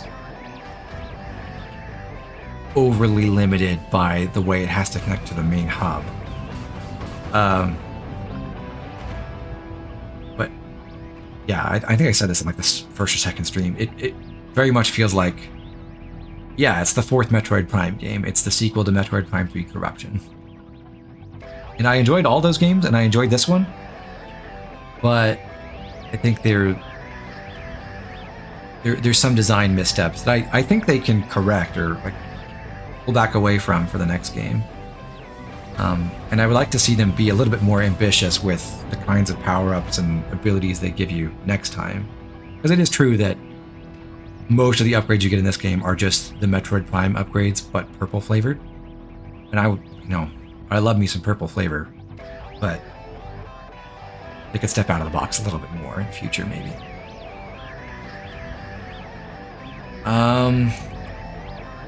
I can't imagine this game's going to be that much fun to speedrun compared to previous entries, though, because of all the extra cruft on it. But luckily, I am not a speedrunner, so I'm not going to be too bothered by that. Let's go see what happens after the mission complete screen.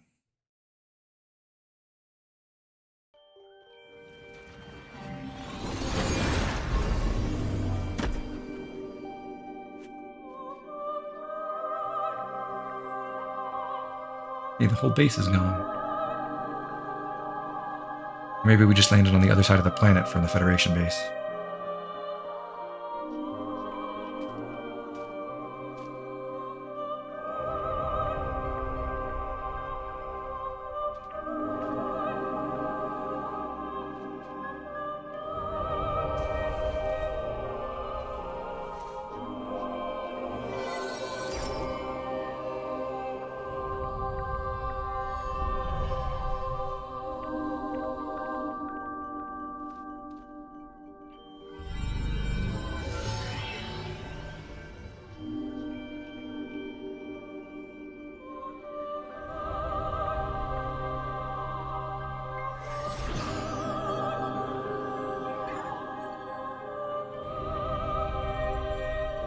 Buy all of Samus's upgrades.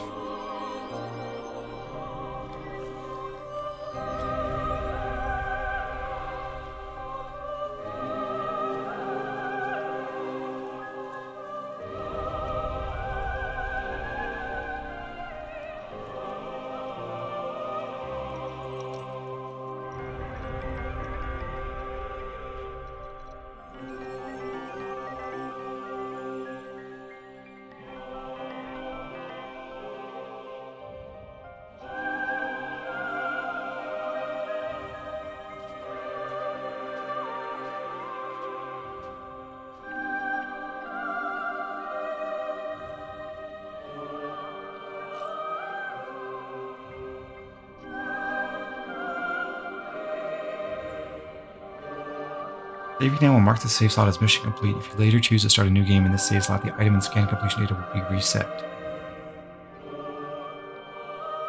So, if they're reset, what's the point of having a mission complete save? I mean, obviously item completion would be reset, but I don't really understand what they're going for.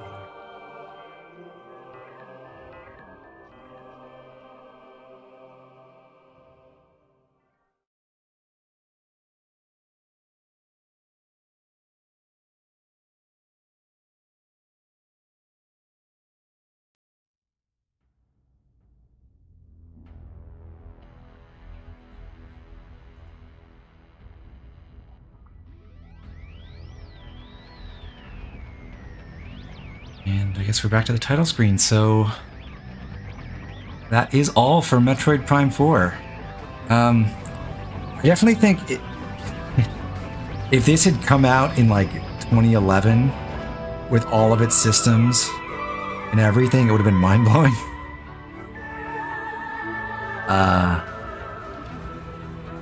But I think the open world elements that it tries to go for are just, they're not that impressive in 2025, unfortunately.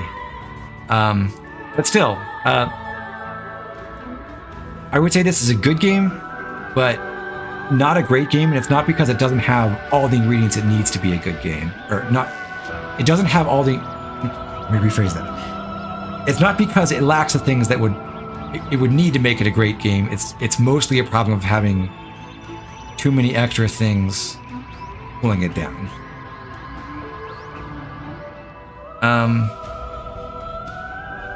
But they should add more story with Sylux and get him more involved in the plot. Because his whole presence felt like a complete afterthought. Like someone felt obliged to include him because he was in the post-credits 100% completion scene in Prime 3, and then they just had no idea what to actually do with him or how to a story that made him the antagonist.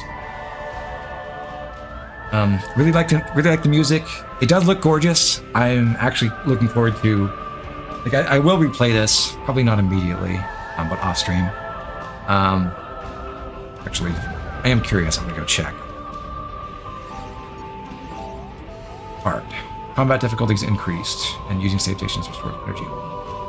Yeah, I think hard is just going to be enemies deal more damage, and you can take less damage, and you don't get ammo back from save stations. Which sounds pretty lame to me. But I will replay it, and when I do, I will actually be able to play it in 4K or 120 FPS, which either option sounds pretty exciting to me.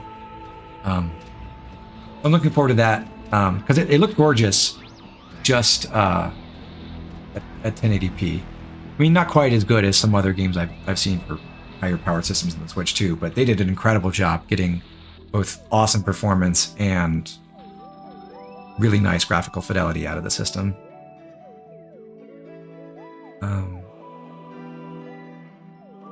And yeah, Alice, I agree with you. Like, I think that the hate that I've seen online about this game is a little bit overblown, but I do understand how frustrating it is that, like I said, I think this game has everything it needs to be really great. It's just they made some missteps in how they structured it and how they incorporated some ideas.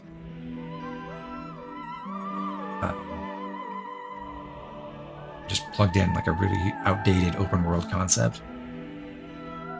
But yeah, overall, it's a really good time. My 12.5 hours of playtime were pretty good experience overall. So I would say, yeah, if you're a fan of Metroid games, and the things that are kind of rough about this game don't totally put you off, definitely get it, play it.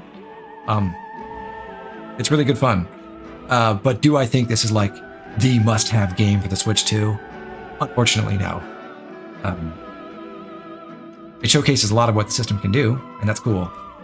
But it's not a masterpiece, sadly. Anyhow, that's it for Prime 4. So some minor programming notes. Regrettably, the next episode of the Train Everyone Challenge has been delayed a little bit. I was attempting to record my clear of it a couple weeks ago, and then I realized there was a problem with the strategy I had. Not like early in it, like turn 17.